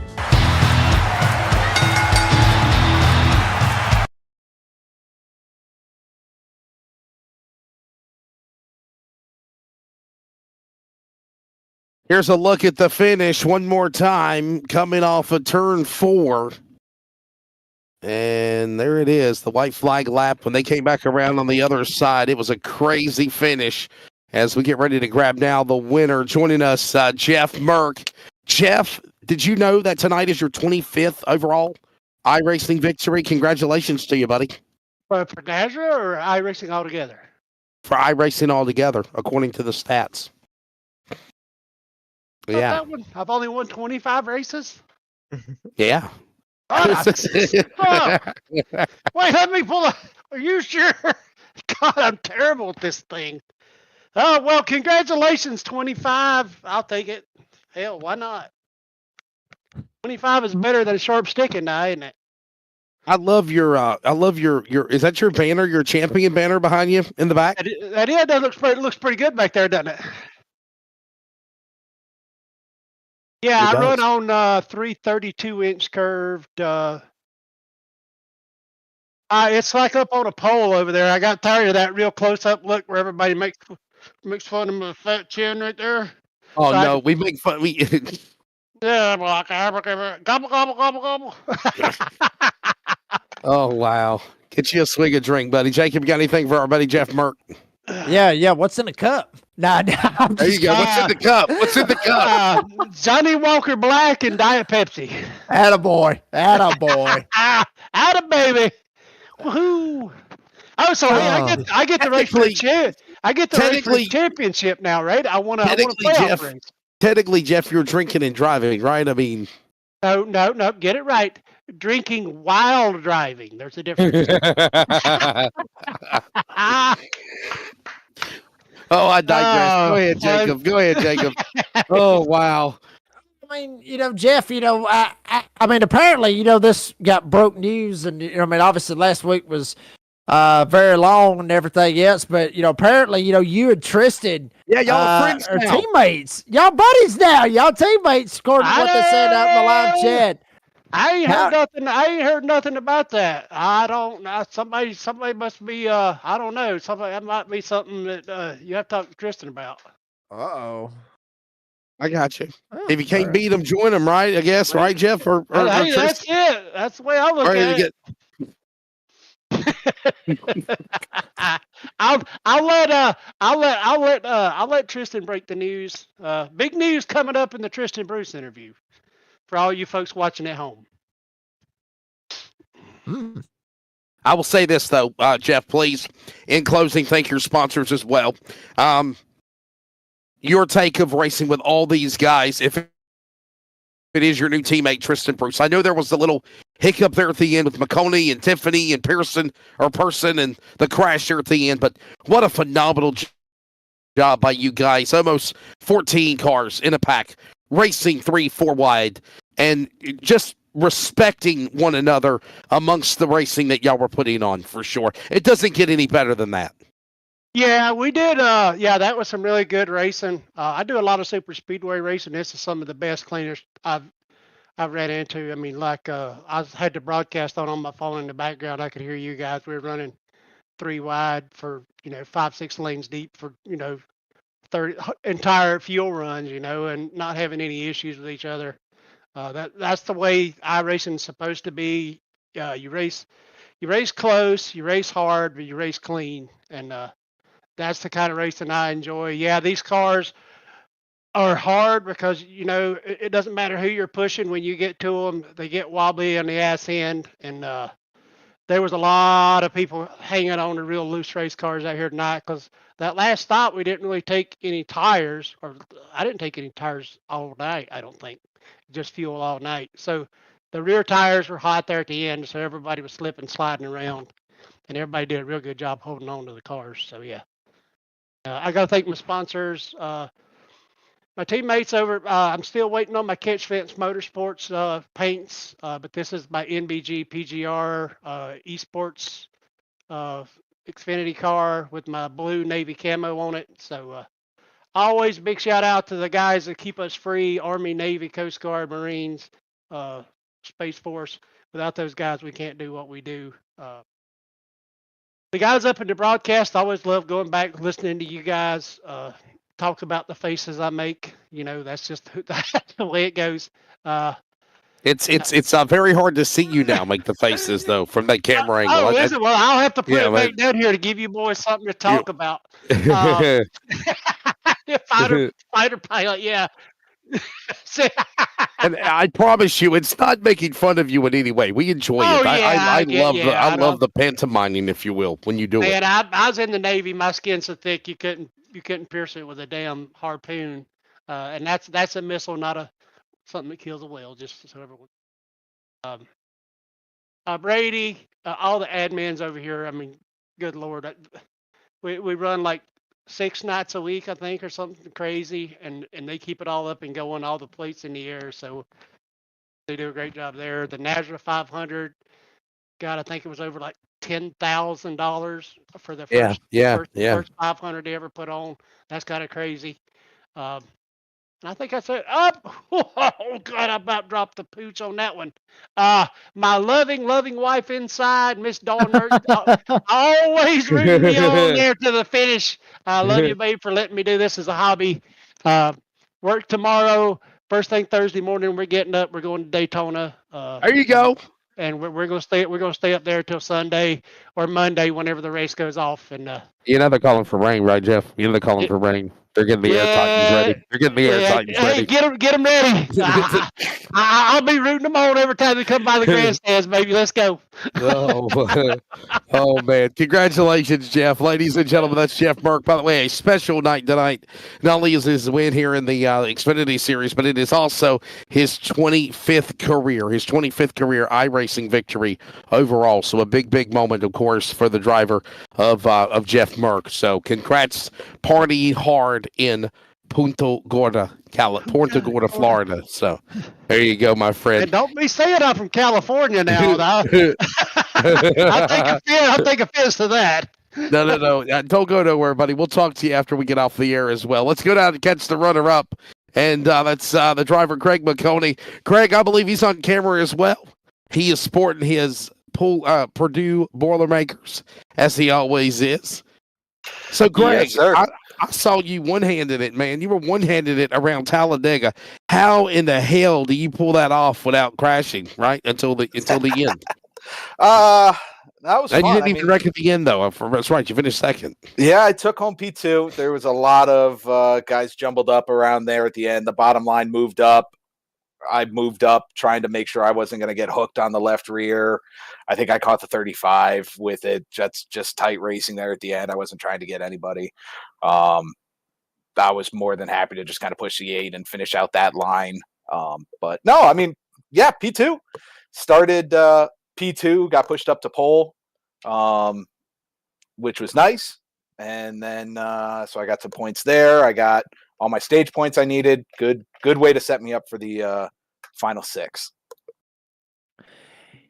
Yeah, I mean, Greg, you mentioned that. I mean, you came into the night 7 points out of the cut line. And obviously, a lot of drivers that was ahead of you, a lot of them had problems and everything. Do you feel like that, you can kind of, or is the pressure still on? You said you set yourself up good for the championship 6. Do you feel like the pressure's not on as bad for next week when we go to Old Atlanta? I certainly helped myself a little bit here, but no, the pressure's still absolutely going to be there going into next week for sure. We've got right now 5 spots open.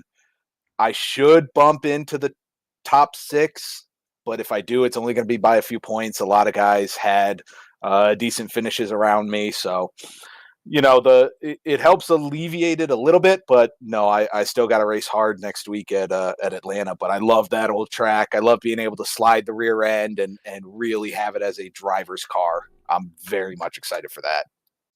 Hey, by the way, just want to let everybody know as well, Jeff Merck was not one of the 12 drivers in the Championship 12, so therefore he does not transfer into the Championship 6. So it is still wide open there.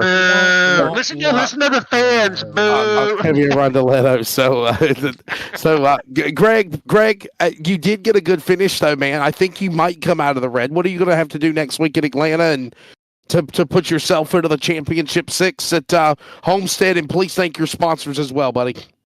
No, for sure. I'd love to go out there and do as Ted Lasso says, win the race, and barbecue sauce all the way. But sadly, I don't get to do that. At least right now, I didn't get to do it tonight, so I got to fight next week. Get some stage points, get a good finish. Make sure I'm there contending, and cross my fingers. Do what I can to put myself in position, and we go from there. Where's the Paw Patrol? And Where's the Paw Patrol livery?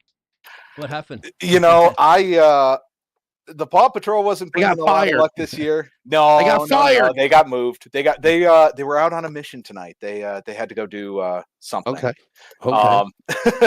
No, I started watching Ted Lasso, fell in love with the show, and just it's kind of something fun that I wanted to do tonight. I had some free time, made up my paint scheme that you guys saw here tonight, and thoroughly enjoyed it. Brought me some good luck. So it'll probably run back again next week at Atlanta, and we're going to see what else it can do. But you have to believe, right? You have to believe, like it says on the back of the bumper. Absolutely. You believe. We can do it. We can win. Right. There were a few points tonight. We got relegated to the back of the pack. We had to fight for our promotion back up to the front, but we made it happen. Sponsor-wise, I got to thank Frank Marchese. He was my spotter tonight, and crew chief. He did a fantastic job. Frank, I couldn't have done it without your help. Thank Magical Mamas Creations and Collectibles. It's my wife's company that she runs on Whatnot. Check her out with her shows. Boffman Excavating, my grandfather-in-law's company. Shout out to my wife, Sydney, who's upstairs kind of keeping an eye on the kids while they're asleep.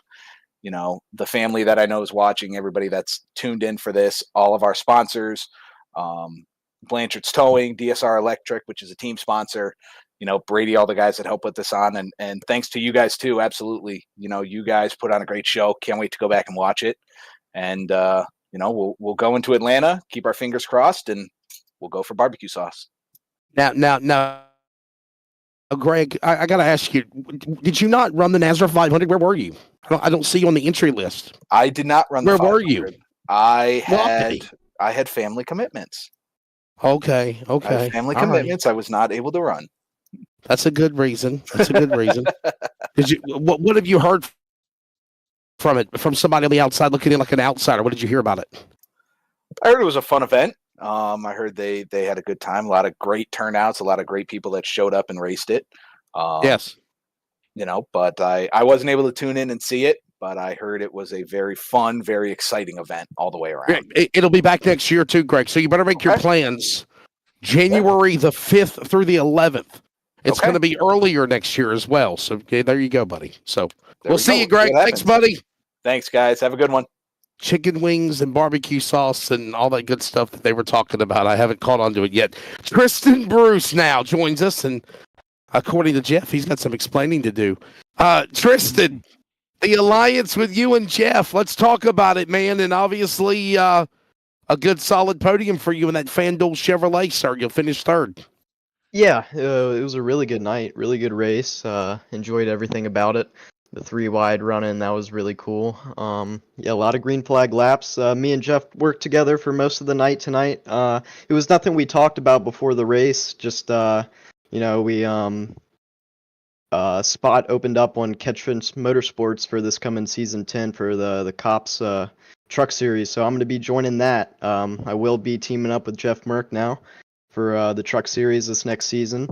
And yeah, so just getting to work with Jeff tonight a lot. It always helps getting to work around your teammates and newly teammate of mine coming. So yeah, it was a really good race. We worked well together. He cleared me on the last lap on the back stretch. He cleared me and he was going to push me to the win. He said, I heard him clear me. I knew it was for me.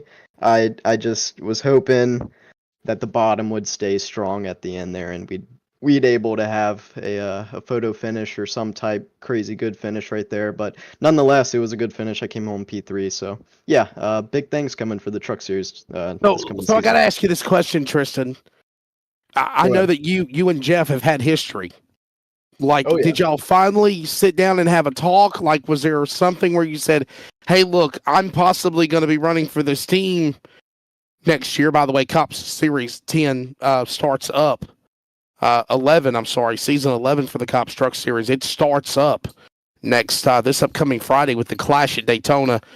But I gotta ask you, did you say, hey man, we need to talk? Let's try to find a way to find common ground here, or did you just point blank say, hey, look, I'm running and we're teammates and we need to figure out a way to set our egos aside or differences of opinion and let's work with each other? And it showed because it worked tonight. Yeah, so I mean, we clearly saw what happened at Texas and the trucks last season. He took me out under yellow out of nowhere. I don't even know the guy at this point. All right, guys, let's not bring this up again. Now, I'm not trying to make y'all enemies again. All right, please. So that's where it started. Beef again. Oh, I'm sorry. It was major beef, but that's where it started. But no, just I mean, months on after that, we got to talking on the regular and in good ways, and joking around, and we just became closer. And what happened in the past is the past, and let that slide. And we've just been able to talk it out a lot and become good friends. And me and Pookie will be meeting each other at Daytona this weekend. Oh, wow. For the first time. Yeah, so we both will be missing the Clash or whatever it is for the very start. But you'll be seeing the Air Titans at Daytona. The Air Titans will be out. Hey, don't say that. Don't say that. But yeah, so about a month ago or so, when Jeff was creating this Catchfence Motorsports team, he offered me. I believe I was the first person, I'm not sure, but he offered me a spot, and I declined it. I wanted to run with my boys Bevan and Schumann, with the team that Bevan's starting up, but just come today. And a lot of guys on this new team with Bevan and Schumann and Montgomery and Dylan Cardenas, they're all thinking that they might just be part-time this season. So I don't really want to be the only guaranteed full-timer. And then today, Jeff texted me and said a seat just opened up on his team. So I will gladly go ahead and jump on that. Jacob. I pretty much summed it up. I mean, that's what I was going to ask you about how that's going to be, dealing with, the teammates and everything else, as far as the beef and everything else. So that's kind of what I was going to ask him about. How's it going to be racing with each other and everything? I think it's gonna help a lot. We've like I said, we've become friends now. We talk every day pretty much, and good talks. And we both have pretty much the same driving style, really aggressive. So I think that's gonna come into play really well. We'll be able to work with each other very nice. And we got Chris Blanchard and Jordan Jurastik, so two other great drivers that I think the four of us will make a very strong team next season. He's got to help you out with your aerodynamic with them tongues as well. He does them faces, those looks. That helps it out with the aero driving in the corner. Right. That's right. I'm going to help you with that. I might start doing that. Hey, I do got to ask you, though, Tristan, you were a part of the NASRA 500, man. How much fun did you have? I know we didn't get to chat with you that much, but what was your take of the week grind of the Great American Sim Race? Yeah, man, it was awesome. That was a great event that Brady and everyone put on. I had to fight my way from the qualifiers onto the last chance race, made it through that to the duels, and then made it into the 500.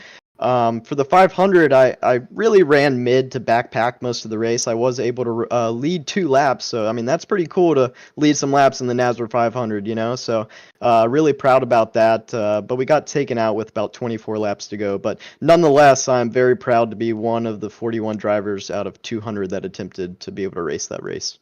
There you go. Well, buddy, we're ready to see what the Bruce Merck connection will be like. The BMC, if we call it the BMC. So we're ready to watch it. And before we do let you go, buddy, please thank your sponsors and good job on the podium. Yeah, FanDuel doesn't actually sponsor me. I just met Cherry. I told him to cook me up something good, and that's what we came up with. So, I like the car. FanDuel takes a lot of my money every week. But, that's how it goes in sports betting. We don't win them all. So, but thank you guys on the broadcast. Thank Brady with NASRA, everybody that has anything to do with NASRA, and all my family, my mama, sisters, nieces, nephews, dad, stepmom, everyone that watches. It's just, I'm really proud that I get to do this with all the fam watching. There you go. Tristan Bruce, ladies and gentlemen, the Chevrolet will finish third. Yeah, I want to talk to Jeff off the air as well, too. Greg McConey, buddy, the Purdue man, he'll finish in second. And, of course, Mr. Punta Gorda, Florida, Jeff Merck, he will finish in the number 1 spot. A wild one here. We'll get ready for Talladega, of course, in the books tonight for the Brickyard 270. And tomorrow we're back at Daytona, yes. And we don't need air titans like the real life track does for the 500. There will be tomorrow night the NASCAR Cup Series. And it will be a fun one. Final race to determine who will be the inaugural Fast 20 for the playoffs. Jacob Reeves, it's so good to have our voices back and feeling better. Your take of tonight here at Talladega, and obviously a big win for JM.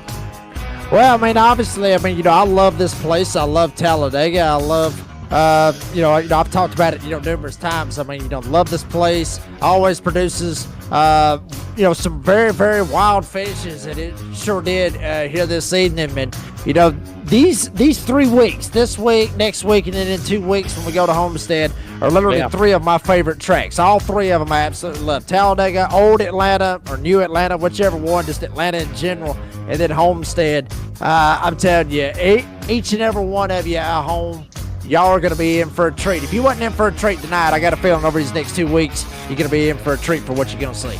Yeah, for sure. Going to be a fun one. The penultimate race of the playoffs tomorrow or next week at Atlanta, as Jacob mentioned, and we'll lock in the championship 6. And for a guy like Octavio Rondeletto, who had a bad night here at Talladega, it doesn't matter for him. He already knows he's one of the guys going in to Homestead. There's a look at the finish again. Oh, boy, what a wild one it was. When it's said and done, Jeff Merck gets his 25th iRacing career victory. And, of course, I want to say it's like his 8th or 9th overall with NASCAR. But nonetheless, he is the man that gets it done in that PGR Esports number 60 from Florida. Of course, Mr. McConey in 2nd. And Tristan Bruce will finish 3rd. We'll do it again next week in Atlanta. We'll do it again broadcast-wise tomorrow night at Virtual Daytona for the NASCAR Cup Series. For TJ Moore, the race director. For, of course, Mr. Cody Knott, Brady LaBeouf, everybody behind NASCAR, North American Sim Racing Association.com. For producer director, the man, Mr. Bigglestein Hopton. For Jacob Reeves, the redneck announcer, I'm Wesley Outland. Congratulations to Jeff Merck, winner tonight of the Brickyard 270 at Virtual Talladega. We'll see you tomorrow night at Daytona.